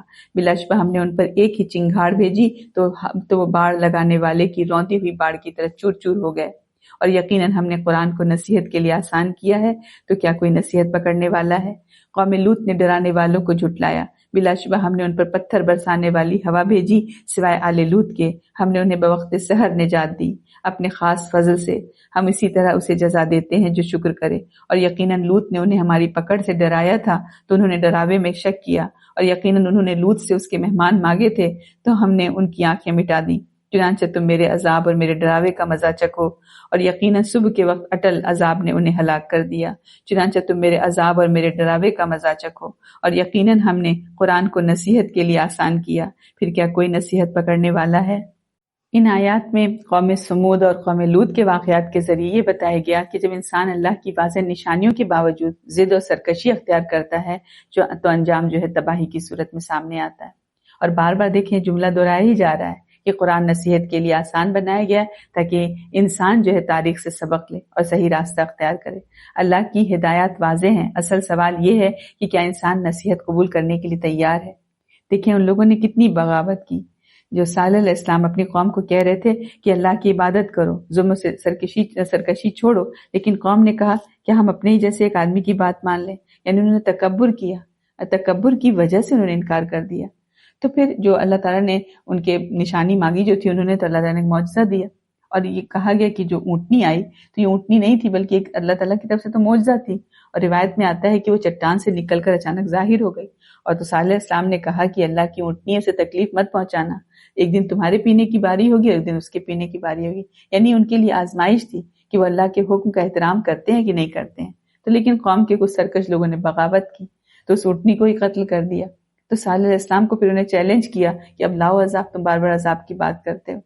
تو یہ دراصل اللہ کے معجزے کی کھلی توہین تھی، تو عذاب بھی آ گیا ان کے اوپر۔ تو اللہ تعالیٰ کیا بتا رہے ہیں کہ ایک زوردار چیخ یعنی دھماکہ آیا اور پوری قوم تباہ ہو گئی۔ تو قرآن کہہ رہا ہے کہ وہ ایسے ہو گئے جیسے سوکھے کھیت کی سوکھی ٹوٹی پھوٹی لکڑیاں۔ تو یہ واقعہ کیا بتا رہا ہے کہ جب اللہ واضح نشانیاں دے دے اور پھر بھی انسان تکبر اور ضد پہ ہی اڑا رہے تو پھر اللہ کی پکڑ بہت سخت آتی ہے۔ آگے ہے 41 سے 55۔ اور یقیناً آل فرعون کے پاس بھی ڈرانے والے آئے، انہوں نے ہماری سب نشانیاں جھٹلائیں تو ہم نے انہیں ایک زبردست قدرت والے کے پکڑنے کی طرح پکڑ لیا۔ اے اہل عرب، کیا تمہارے کافر ان کافروں سے بہتر ہیں یا تمہارے لیے سابقہ صحیفوں میں کوئی نجات لکھی ہوئی ہے؟ کیا وہ مشرکین کہتے ہیں کہ ہم ایک غالب آنے والی جماعت ہیں؟ ان قریب وہ جماعت شکست کھائے گی اور وہ پیٹ پھیر کر بھاگیں گے، بلکہ قیامت ان کے وعدے کا وقت ہے، اور قیامت بہت بڑی آفت اور نہایت تلخ ہے۔ بلا شبہ مجرمین گمراہی اور دیوانگی میں پڑے ہیں، جس دن وہ آگ میں اپنے چہروں کے بل گھسیٹے جائیں گے، کہا جائے گا تم جہنم کے عذاب کی تکلیف چکھو۔ بلا شبہ ہم نے ہر ایک چیز ایک مقرر اندازے کے مطابق پیدا کی ہے، اور ہمارا حکم تو آنکھ جھپکنے کی طرح ایک کلمہ ہی ہوتا ہے۔ اور اہل عرب، یقیناً ہم پہلے تم جیسوں کو ہلاک کر چکے ہیں، پھر کیا کوئی نصیحت پکڑنے والا ہے؟ اور جو کچھ انہوں نے کیا ہے وہ صحیفوں میں درج ہے، اور ہر چھوٹا بڑا عمل لوح محفوظ میں لکھا ہوا ہے۔ بلا شبہ متقین باغات اور نہروں میں ہوں گے، حقیقی عزت کی جگہ ہر طرح کی قدرت والے بادشاہ کے نزدیک۔ تو ان آیات میں آخر میں یہ واضح کیا جا رہا ہے کہ تاریخ میں بہت سی قومیں اللہ کی نشانیوں کو جھٹلا کر ہلاک ہو چکی ہیں۔ اللہ کے نظام میں ہر چیز ایک مقرر اندازے کے ساتھ چل رہی ہے اور ہر عمل لکھا جا رہا ہے۔ آخرکار انجام دو ہی ہیں، جو لوگ سرکشی اور انکار کے راستے پر چلتے ہیں ان کے لیے عذاب ہے، اور جو تقوی اختیار کرتے ہیں ان کے لیے اللہ کے قریب جو ہے جنت اور دائمی سکون ہے۔ الحمدللہ سورۃ القمر مکمل ہوئی۔ تو اس کا خلاصہ یہ ہے سورۃ القمر کا کہ یہ انسان کو جھجوڑ کر یہ پیغام دے رہی ہے سورہ کہ تاریخ کی عبرتوں سے سبق لو، قرآن کی نصیحت کو قبول کرو اور اللہ کی ہدایت کے مطابق زندگی گزارو، کیونکہ آخرکار کامیابی متقی لوگوں کے لیے جو اللہ کے حضور امن اور عزت کے ساتھ ہوں گے۔ اور ہم دیکھیں کہ بار بار یہ جملہ دہرایا گیا وَلَقَدْ يَسَّرْنَا الْقُرْآنَ لِلذِّكْرِ فَهَلْ مِن مُدَّكِرٍ، یعنی قرآن نصیحت کے لیے آسان کر دیا گیا ہے۔ تو اصل سوال یہ ہے کہ کیا کوئی نصیحت قبول کرنے والا ہے؟ اب آگے سورۃ الرحمن آ رہی ہے، اور سورۃ الرحمن اکثر مفسرین کے نزدیک مکی صورت ہے، اگرچہ کچھ کے نزدیک مدنی بھی کہا گیا ہے۔ اس کا جو مرکزی اسلوب ہے مکی صورتوں جیسا ہے، اور اس کا تاریخی پس منظر کچھ اس طرح ہے کہ یہ صورت اس دور میں نازل ہوئی جب لوگ جو ہے آخرت کو ماننے کے انکار کر رہے تھے، مان نہیں رہے تھے آخرت کو، اور ساتھ ہی ساتھ اللہ تعالیٰ کی نعمتوں پر ان کو کچھ وہی نہیں تھا، تو نعمتوں کو ایک طرح سے نظر انداز کر رہے تھے۔ تو اس صورت میں اللہ تعالیٰ اپنی بے شمار نعمتوں اور قدرت اور رحمت کو یاد دلا رہے ہیں۔ سینٹرل تھیم اس سورہ کی ہے کہ اللہ کی بے شمار نعمتیں ہم دیکھیں گے انشاءاللہ، انسان اور جن کی تخلیق اس پر بات ہے، اور قیامت اور حساب اور جنت کی نعمتوں کی خوبصورت تصویر بھی دکھے گی۔ اس صورت میں ایک آیت کو بار بار دہرایا جائے گا، فَبِأَيِّ آلَاءِ رَبِّكُمَا تُكَذِّبَانِ، کہ اے جن و انس تم اپنے رب کی کون کون سی نعمتوں کو جھٹلاؤ گے۔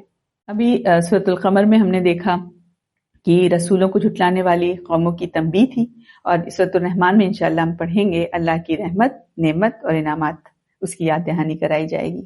کرتے ہیں بسم اللہ الرحمن الرحیم، آیت نمبر 1 سے 13۔ الرحمن، رحمان، اسی نے قرآن سکھایا، اسی نے انسان کو پیدا کیا، اسے بولنا سکھایا۔ سورج اور چاند ایک حساب سے چلتے ہیں، اور بیلیں اور درخت سجدہ کرتے ہیں، اور آسمان کو اسی رحمان نے بلند کیا، اور اسی نے ترازو رکھی تاکہ تم تولنے میں گڑبڑ نہ کرو، اور تم انصاف سے وزن کرو اور تول میں کمی نہ کرو۔ اور اسی نے زمین کو مخلوق کے لیے بچھایا، اس میں لذیذ پھل اور کھجور کے درخت ہیں جن کے شگوفے غلافوں میں لپٹے ہوتے ہیں، اور بھوسے والے دانے، اناج اور خوشبودار پھل ہیں۔ پھر اے جن و انس تم دونوں اپنے رب کی کون کون سی نعمتوں کو جھٹلاؤ گے۔ یہاں بتایا جا رہا ہے کہ اللہ کی رحمت، اللہ کی نعمتیں انسان کی زندگی کے ہر پہلو میں موجود ہیں۔ قرآن کی ہدایت، انسان کی تخلیق، کائنات کا نظام اور زمین کی ساری نعمتیں۔ اس لیے انسان کو غرور اور غفلت کے بجائے شکر، انصاف اور اللہ کی بندگی کے ساتھ زندگی گزارنی چاہیے۔ آگے ہے نمبر 14 سے 30۔ اس نے انسان کو ٹھیکرے جیسی کھنکتی مٹی سے پیدا کیا، اور اس نے جن کو آگ کے شعلے سے پیدا کیا۔ پھر تم دونوں اپنے رب کی کون کون سی نعمتوں کو جھٹلاؤ گے۔ وہی دونوں مشرقوں اور دونوں مغربوں کا رب ہے، پھر تم دونوں اپنے رب کی کون کون سی نعمتوں کو جھٹلاؤ گے۔ رحمان نے 2 سمندر جاری کیے جو باہم ملتے ہیں، ان دونوں کے درمیان ایک پردہ ہے، وہ دونوں اس سے تجاوز نہیں کرتے۔ پھر تم دونوں اپنے رب کی کون کون سی نعمتوں کو جھٹلاؤ گے۔ ان دونوں سمندروں سے موتی اور مرجان مونگے نکلتے ہیں، پھر تم دونوں اپنے رب کی کون کون سی نعمتوں کو جھٹلاؤ گے۔ اور اسی کے ہیں چلنے والے جہاز اور کشتیاں جو سمندر میں پہاڑوں کی طرح اونچے اٹھے ہوئے ہیں، پھر تم دونوں اپنے رب کی کون کون سی نعمتوں کو جھٹلاؤ گے۔ ہر چیز جو زمین پر ہے فنا ہونے والی ہے، اور آپ کے رب ذوالجلال والاکرام کا چہرہ باقی رہے گا۔ پھر تم دونوں اپنے رب کی کون کون سی نعمتوں کو جھٹلاؤ گے۔ جو کوئی آسمانوں اور زمین میں ہے اسی سے مانگتا ہے، اور وہ ہر روز ہر وقت ایک نئی شان میں ہوتا ہے۔ پھر تم دونوں اپنے رب کی کون کون سی نعمتوں کو جھٹلاؤ گے۔ یہاں انسان اور جن کی تخلیق، کائنات کے حیرت انگیز نظام اور سمندروں کی نعمتوں کو یاد دلایا جا رہا ہے، اور ساتھ ہی یہ حقیقت بھی بیان کی گئی کہ دنیا کی ہر چیز فنا ہونے والی ہے، اور ہمیشہ باقی رہنے والی صرف اللہ کی ذات ہے۔ یہاں انسان کو اللہ کی نعمتوں کو پہچان کر شکر گزار بننا ہے، یہ میسج ہے، اور یہ یاد رکھنا ہے کہ اصل پناہ اور بقا صرف اللہ کے ساتھ ہے۔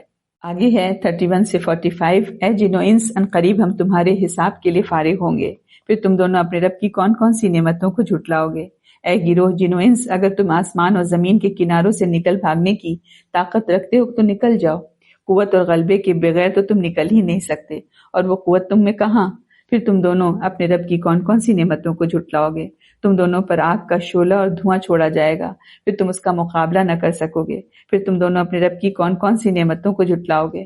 پھر جب آسمان پھٹ جائے گا تو وہ سرخ چمڑے کی طرح لال ہو جائے گا، پھر تم دونوں اپنے رب کی کون کون سی نعمتوں کو جھٹلاؤ گے۔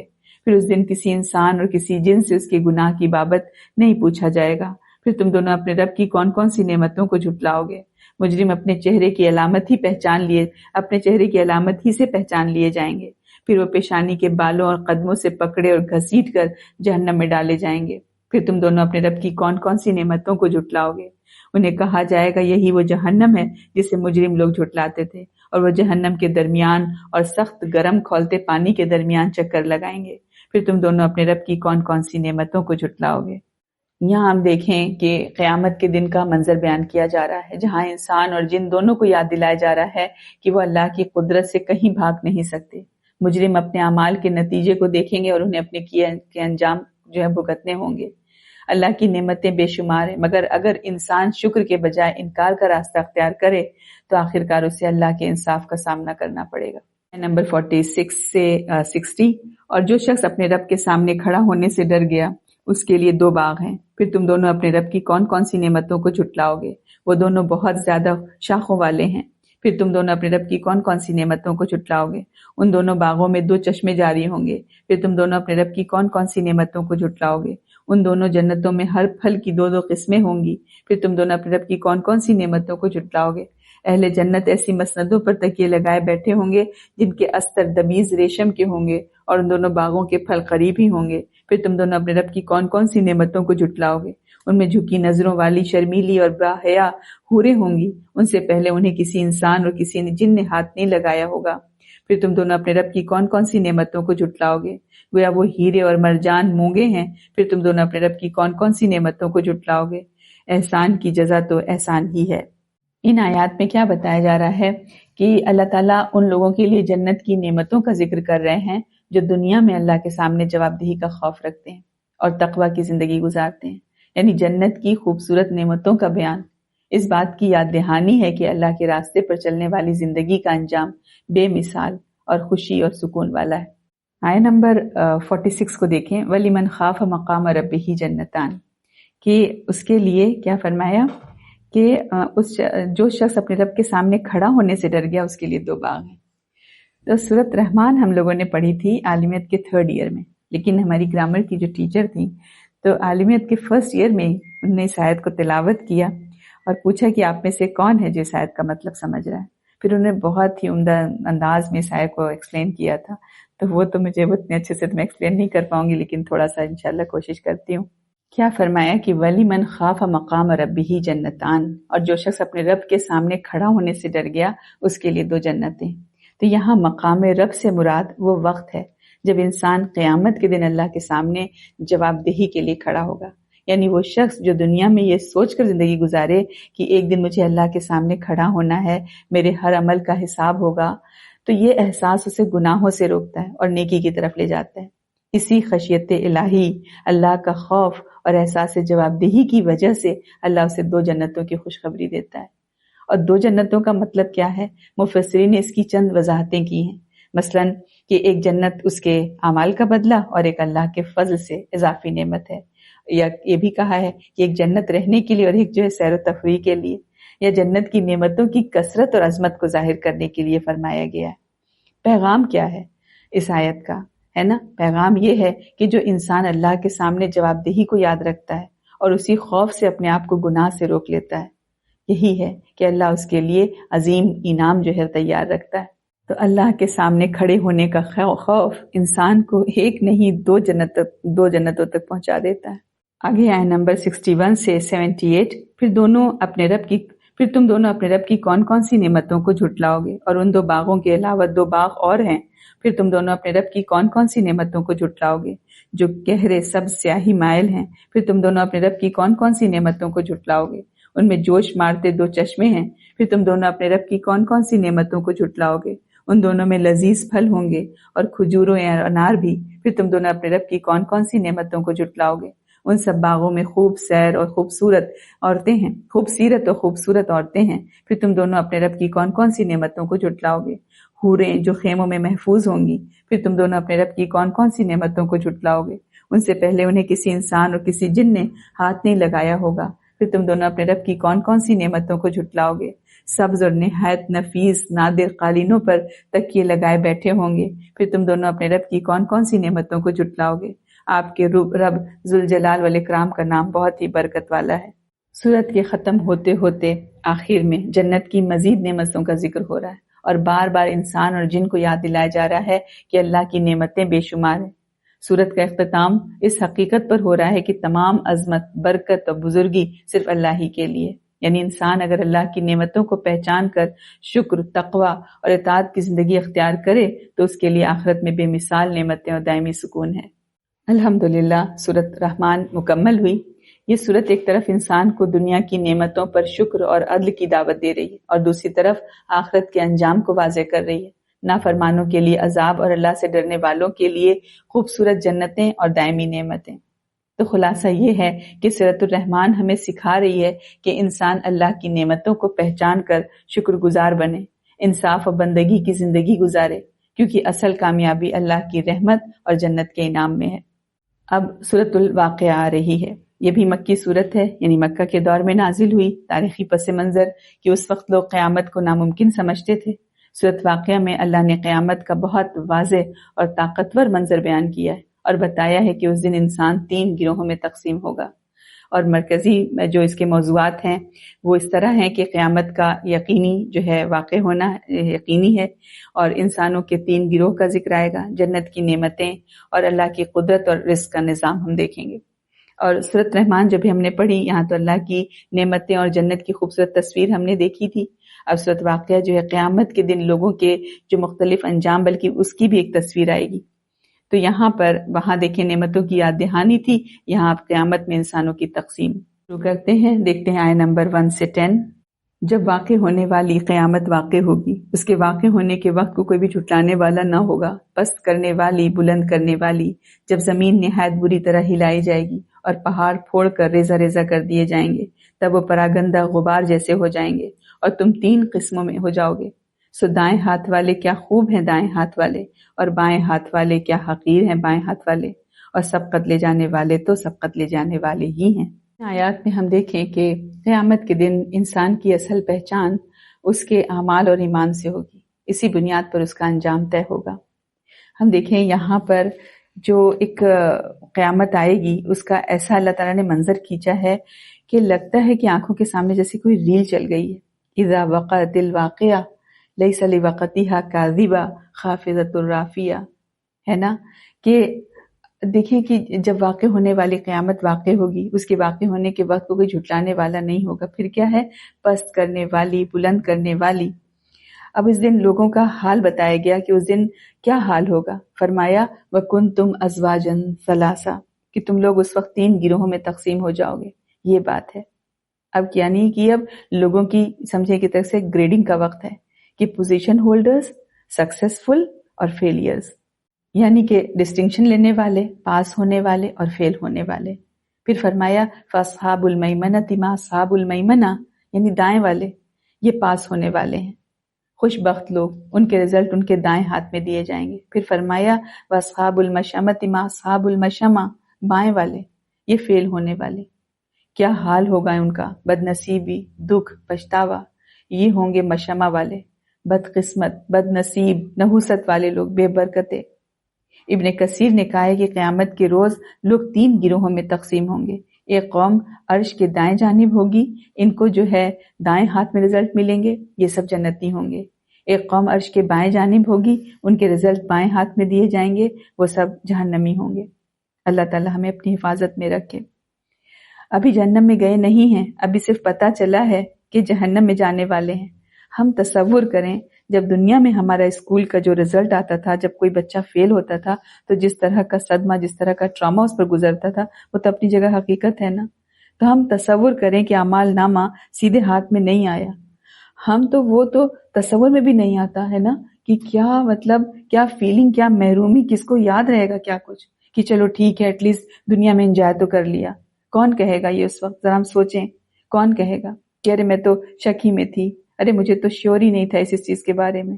اپنے شک کی کوئی یہ قیمت ادا کرنے کو تیار ہے؟ اتنا مہنگا شک، اتنا مہنگا کنفیوژن، اتنی بڑی مہنگی ہم کو یہ چیزیں کی جنت ہاتھ سے چھوڑ دی معمولی سے شکوک کی وجہ سے۔ تو ہم ایکسٹرا کر جائیں، ہم ہر بات پر بال کی کھال نہ نکالیں۔ اگر اس چیز کو صحابہ نے کیا، ازواج مطہرات نے کیا، تو ہم بھی کر جائیں۔ اس دن کو کوئی نہیں پچھتائے گا کہ ارے ناحق میں نے کیوں کیا، کیوں میں نے ایکسٹرا جو ہے نفلیں پڑھی، خواہ میں نے تہجد پڑھی، کوئی نہیں کہے گا۔ کیا پتا کون سے ایکسٹرا ہمارا پسند آ جائے اور اس انجام سے تو بچ جائیں۔ اب آگے کیا ذکر ہے کس کا؟ پوزیشن ہولڈر کا۔ یہ ہے ڈسٹنکشن والے لوگ، والسابقون السابقون، اور آگے والے تو پھر آگے والے ہی ہیں۔ آگے والوں کا کیا کہنا، یہ تو سبقت لے گئے، فاستبقوا الخیرات پر عمل کیا، دوڑتے تھے نیکیوں میں۔ والسابقون السابقون، کتنی حسرت ہو رہی ہے نا یہ پڑھ کر کہ کون خوش قسمت ہوں گے وہ۔ اولئک المقربون، فرمایا وہی تو مقرب ہیں اللہ کے قریب۔ فی مقعد صدق عند ملیک مقتدر والے لوگ، سچائی کی مسندوں پر بیٹھنے والے، اللہ کا قرب حاصل کرنے والے، دنیا میں بھی اللہ کا قرب تلاش کرتے تھے. کتنی محبت تھی ان کا، دل اللہ کی یاد میں سلگتا ہی رہتا تھا. ایسی اللہ کی محبت کی آگ لگی تھی دل کے اندر کہ ان کو کچھ اچھا ہی نہیں لگتا تھا. اللہ کرتے تھے، بس اللہ ہی سے ملنے کا شوق تھا، اللہ کو دیکھنا چاہتے تھے. جلدی جلدی گناہ چھوڑتے تھے، سبقت کر گئے گناہ چھوڑنے میں، سبقت کر گئے نیکیاں کرنے میں. دوڑتے چلے گئے جلدی سے، علم حاصل کرنے میں سبقت لے گئے. اللہ کے علم کے لیے میلوں کا بھوکوں پیاسوں سفر کیا، اور جو علم حاصل کیا اس پر عمل کرنے میں سبقت کی. کمپٹیشن کا انہوں نے یہ میدان بنایا. کوئی ایگو کا ایشو نہیں ہے السابقون والوں کو. یہ دنیا کے نمبروں کا معاملہ نہیں ہے. کوئی ضروری نہیں کہ جو دنیا میں پوزیشن ہولڈر ہو وہی آخرت میں بھی پوزیشن ہولڈر ہو. ہم اس میں کنفیوز ہوتے ہیں. ہم کہتے ہیں ہماری انا ہمارا پیچھا نہیں چھوڑتی. ہر چیز کو ہم اپنی ایگو کی نظر، انا کی نظر کی بھیٹ چڑھا دیتے ہیں. اگر ہم دین میں بھی آ گئے ہیں، دین کا علم حاصل کر رہے ہیں اور ہم فرض نہیں آ رہے ہیں تو ہم کہتے ہیں کہ نہیں اب ہم علم حاصل نہیں کریں گے، ہمیں ٹراما ہوتا ہے نمبر دیکھ کر. اس میں کیا ٹراما ہے؟ علم تو حاصل کرنے آ گئے، کم از کم اللہ کا شکر ادا کریں. یہاں پر بھی یہ کوئی ایگو کی دوڑ نہیں ہے، یہ کوئی ایگو ٹرپ نہیں ہے نا دین میں آنا. یہاں پر نمایاں ہونے کوئی نہیں آیا. یہ السابقون والے لوگ جو تھے وہ خود کو نمایاں کرنے کے شوق والے نہیں تھے. یہ لوگوں کو جو پتہ چلے کہ میں کتنی بریلینٹ ہوں، میں کتنی برائٹ ہوں، میں کتنی نیک ہوں، میں کتنی متقی ہوں، میں کتنی صابر ہوں، یہ ڈسپلے نہیں چاہیے تھا ان کو. چھپا چھپا کر رکھنے والے، وہ تو قیامت کے دن پتہ چلے گا. حیران ہوں گے لوگ کہ اچھا یہ تھے بس سابقون ایسے چھپے، پتہ ہی نہیں چلتا تھا. کوئی خاص امپورٹنٹ نہیں لگتے تھے یہ لوگ. تو کمپٹیشن کا میدان دنیا کو بنایا ہی نہیں انہوں نے. سارا کمپٹیشن آخرت کے لیے. چپکے سے دوڑ رہے ہیں، خاموشی کے ساتھ دوڑے چلے جا رہے ہیں. بس کیا کرتے ہیں، کتنا کرتے ہیں، کانوں کان کسی کو نہیں بتاتے، کسی کو پتہ نہیں چلتا. حدیث میں آتا ہے نا کہ دائیں ہاتھ سے نیکی کرو، دائیں ہاتھ سے دو تو بائیں ہاتھ کو پتہ نہ چلے. ڈھڈورا پیٹنے والے نہیں، واہ نہیں کروانی. کمپٹیشن آخرت کے لیے سارا کا سارا ان کا. وہاں یہ پرماننٹ ہونا چاہتے ہیں. دنیا میں مشہور ہونے سے ان کو کوئی مطلب نہیں، آخرت میں مشہور ہونا چاہتے ہیں. آخرت کے مقابلے میں سبقت لے جانے کے لیے رولز جو ہیں دنیا کے رول سے تو مختلف ہیں، ڈیفرنٹ ہیں. ہر جگہ تو یہ ہوتا ہے کہ کسی نے سر توڑ کوشش کر لی، اس کے باوجود ناکامی کا سامنا کرنا پڑتا ہے دنیا میں. اور آخرت کا رول کیا ہے؟ کوشش ہی انجام ہے. سب سے زیادہ وہ کامیاب جس نے سب سے زیادہ کوشش کی. وَنَهَى النَّفْسَ عَنِ الْهَوَىٰ، جس نے جتنا اپنے آپ کو تھام کر رکھا، زبان کو لگام دی، آنکھوں کو جھکایا، دل کو نرم کیا، جو برا کرتے ہیں ان کے ساتھ اچھا کیا. آگے بڑھ کر نیکی کرنے والے یہ برائی کا جواب برائی سے نہیں دیتے. تو کیا ہوا؟ عاجزی اختیار کرتے ہیں. تو عاجزی اختیار کرنے والے، جھکنے والے یہ چاہتے ہیں کہ بس میں ایسا بن جاؤں کہ میں اپنے رب کو بہت اچھا لگنے لگوں. لوگوں کے اچھا لگنے کو ہم چھوڑیں کہ لوگوں کو میں اچھی نہیں لگوں گی، چھوڑیں. لوگوں کے تو معیار بدلتے رہتے ہیں. ایک دن بڑی عزت دیں گے، اگلے دن ان کے معیار پر اگر ہم نہیں اترے تو یہ سری سے اتا کر پھینک دیں گے. تو ان کے چکروں میں ہم نہ پڑیں، بس ہم آخرت کا سوچیں. تو یہ اولئک المقربون، یہ مقرب ہوں گے، فی جنات النعیم، نعمت بھری جنت میں رہیں گے. ایک پیاری سی دعا یاد آ رہی ہے کہ کوئی عروج دے نہ زوال دے، مجھے صرف اتنا کمال دے، مجھے اپنی راہ میں ڈال دے کہ زمانہ میری مثال دے. تیری رحمتوں کا نزول ہو، مجھے محنتوں کا صلہ ملے. مجھے مال و زر کی ہوس نہیں، مجھے بس تو رزق حلال دے. میرے ذہن میں تیری فکر ہو، میری سانس میں تیرا ذکر ہو. تیرا خوف میری نجات ہو، سبھی خوف دل سے نکال دے. تیری بارگاہ میں اے خدا میری روز و شب ہے یہی دعا، تو رحیم ہے، تو کریم ہے، مجھے مشکلوں سے نکال دے. تو اللہ کرے کہ ہم بھی اسی سیلیبس کی تیاری کریں اور ہماری بھی پوزیشن آئے اور ہمیں اسٹیج پر بلا کر رزلٹ دیا جائے. آمین. آگے ہے نمبر 11 سے 26. یہی لوگ مقرب ہیں نعمت والے باغات میں، بہت بڑی جماعت اگلوں میں سے اور تھوڑے سے پچھلوں میں سے، جبکہ وہ زر و جواہر سے جڑے تختوں پر بیٹھے ہوں گے، ان پر آمنے سامنے تکیے لگائے ہوئے. ان کے پاس سدا لڑکے ہی رہنے والے لڑکے آتے جاتے ہوں گے، ساغر اور سراہیاں اور شراب کے جاری چشمے سے چھلکتے جام لیے ہوئے. وہ اس سے نہ سردرد میں مبتلا ہوں گے اور نہ مدہوش، اور اس قسم کے لذیذ پھل لیے ہوئے جو وہ پسند کریں گے، اور اس قسم کا پرندوں کا گوشت وہ جو چاہیں گے. اور ان کے لیے غزال چشم یعنی حوریں ہوں گی جیسے غلاف میں لپٹے ہوئے موتی، جزا ان عملوں کی جو وہ کرتے رہے. اور وہ جنت میں نہ لغو سنیں گے اور نہ کوئی گناہ کی بات، ہاں مگر ایک بول سلام سلام۔ یہاں پر وہی جو سب سے مقرب بندے جو ہیں، جو سابقون ہیں، ان کی نعمتوں کا ذکر ہے۔ یہ وہ لوگ ہیں جو دنیا میں ایمان، نیکی اور اللہ کی اطاعت میں سب سے آگے رہے، اور قیامت کے دن انہیں جنت میں عزت، سکون اور ایسی نعمتیں ملیں گی جہاں نہ کوئی تکلیف ہوگی اور نہ کوئی گناہ، یعنی کوئی بے معنی بات نہیں۔ تو جو دنیا میں اللہ کی رضا کے لیے نیکی میں سبقت لے گیا تو اللہ تعالیٰ اسے اپنا قرب اور بہترین نعمتوں سے نوازے گا۔ آگے آئے نمبر 27 سے 40، اور دائیں ہاتھ والے کیا خوب ہیں دائیں ہاتھ والے، اور بے خار بیریوں میں ہوں گے، اور تہبتہ کیلوں میں، اور لمبے سایوں میں، اور ہر دم بہتی آبشاروں میں، اور وافر پھلوں میں جو نہ تو کبھی ختم ہوں گے اور نہ ممنوع، اور اونچی نشست گاہوں میں۔ بلا شبہ ہم ان کی بیویوں کو ایک خاص اٹھان پر اٹھائیں گے تو ہم انہیں کنواریاں بنائیں گے، من موہنی ہم عمر دائیں ہاتھ والوں کے لیے، کثیر جماعت اگلوں میں سے اور کثیر جماعت پچھلوں میں سے۔ اب یہاں پر اصحاب الیمین یعنی دائیں ہاتھ والے کی نعمتوں کا ذکر ہے۔ یہ وہ مومن لوگ ہیں جو ایمان اور نیکی کے ساتھ زندگی گزار کر جنت کے حقدار بنتے ہیں۔ انہیں جنت میں سکون، خوبصورت ماحول، بے شمار پھل، ٹھنڈا سایہ اور دائمی راحت جو ہے نصیب ہوگی۔ یہ ہے نمبر 41 سے 56، اور بائیں ہاتھ والے کیا حقیر ہیں بائیں ہاتھ والے، وہ سخت گرم ہوا اور کھولتے پانی میں ہوں گے، اور سیاہ ترین دھوئیں کے سائے میں، نہ وہ ٹھنڈا ہوگا نہ فرحت بخش۔ بلا شبہ وہ اس سے پہلے نازوں میں پلے تھے اور وہ بڑے گناہ شرک پر اصرار کرتے تھے، اور وہ کہتے تھے کیا جب ہم مر جائیں گے اور مٹی اور ہڈیاں ہو جائیں گے تو کیا فی الواقع ہم دوبارہ اٹھائے جائیں گے؟ کیا ہم اور ہمارے اگلے باپ دادا بھی؟ اے نبی آپ کہہ دیجئے بلا شبہ اگلے بھی پچھلے بھی، یقیناً ایک معلوم دن کے مقرر وقت پر سب جمع کیے جائیں گے۔ پھر یقیناً تم لوگ اے گمراہ ہو جھٹلانے والو، تم تھوہر کے درخت سے ضرور کھاؤ گے، پھر اس سے اپنے پیٹ بھرو گے، پھر اس پر گرم کھولتا پانی پیو گے، سو پیاسے اونٹوں کے پینے کی طرح پیو گے۔ روز قیامت یہ ہوگی ان کی مہمانی۔ ان آیات میں اصحاب الشمال یعنی بائیں ہاتھ والے یعنی ان لوگوں کا انجام بیان کیا گیا جنہوں نے دنیا میں تکبر، گناہ اور قیامت کے انکار کے ساتھ زندگی گزاری۔ انہیں آخرت میں سخت عذاب کا سامنا کرنا ہوگا۔ انسان کی دنیا کی زندگی اس کے آخرت کے انجام کو طے کرتی ہے، اس لیے ضروری ہے کہ انسان ایمان اور نیکی کا راستہ اختیار کرے اور غفلت اور انکار سے بچے۔ آگے آئے نمبر 57 سے 74، ہم نے تمہیں پیدا کیا پھر تم دوبارہ جی اٹھنے کی تصدیق کیوں نہیں کرتے؟ بھلا بتاؤ تو جو منی تم ٹپکاتے ہو کیا وہ تم پیدا کرتے ہو یا ہم اس کے خالق ہیں؟ ہم ہی نے تمہارے درمیان موت مقرر کر دی اور ہم عاجز نہیں بلکہ قادر ہیں اس بات پر کہ تم جیسی اور مخلوق بدل کر لے آئیں اور تمہیں ایسی صورت میں پیدا کریں جو تم نہیں جانتے، اور یقیناً تم نے پہلی پیدائش کو جان لیا ہے، پھر تم نصیحت کیوں نہیں پکڑتے؟ بھلا بتاؤ تو جو کچھ تم بوتے ہو کیا وہ تم اگاتے ہو یا ہم اگانے والے ہیں؟ اگر ہم چاہیں تو اسے ضرور ریزہ کر دیں، پھر تم حیرت اور تعجب سے باتیں بناتے رہ جاؤ کہ بلا شبہ ہم پر چٹی ڈال دی گئی، نہیں بلکہ ہم محروم ہی رہ گئے۔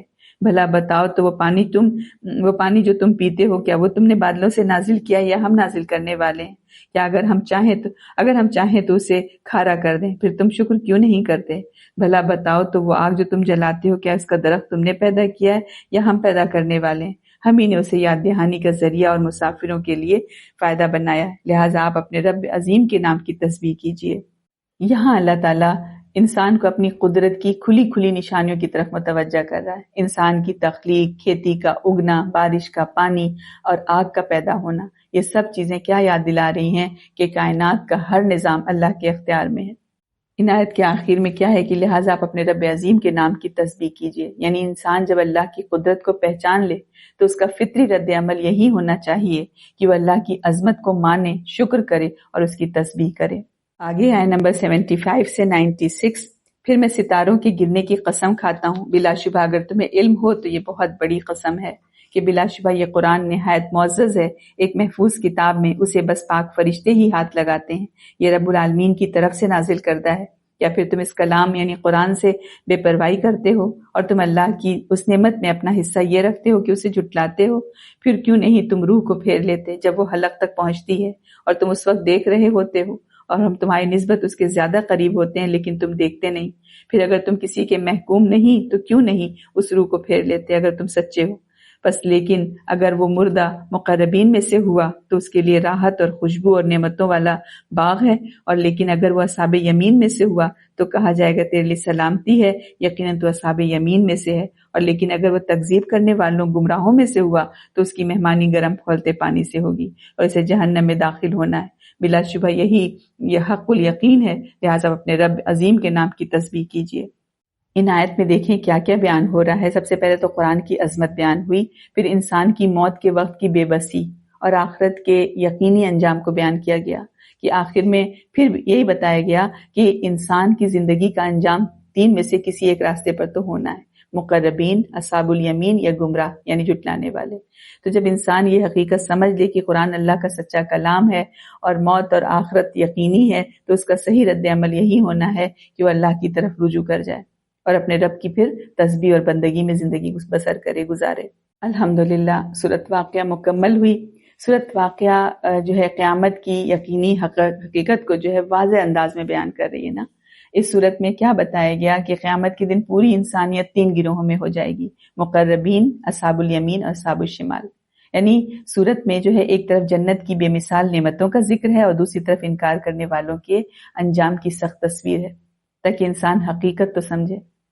تو سورۃ واقعہ انسان کو یہ یاد دلا رہی ہے کہ زندگی کا ہر عمل آخرت کے انجام کو بتانا ہے، اس لیے انسان کو قرآن کی ہدایت کو مان کر ایمان، نیکی اور اللہ کی بندگی کے ساتھ زندگی گزارنی۔ اب آگے سورۃ الحدید آ رہی ہے۔ سورۃ الحدید یہ مدنی سورت ہے اور مدینہ کے دور میں نازل ہوئی جب اسلامی معاشرہ قائم ہو چکا تھا اور مسلمانوں کو اجتماعی زندگی اور قربانی اور اللہ کے راستے میں خرچ کرنے کی تعلیم دی جا رہی تھی۔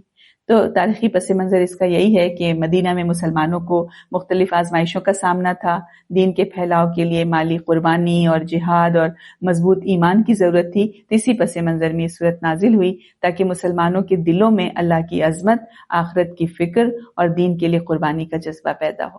اس کا جو سینٹرل تھیم ہے وہ اللہ کی عظمت اور قدرت اور دنیا کی زندگی کی حقیقت، ایمان اور نفاق کا فرق اور اللہ کے راستے میں خرچ کرنے کی ترغیب اور آخرت میں مومنوں کا نور۔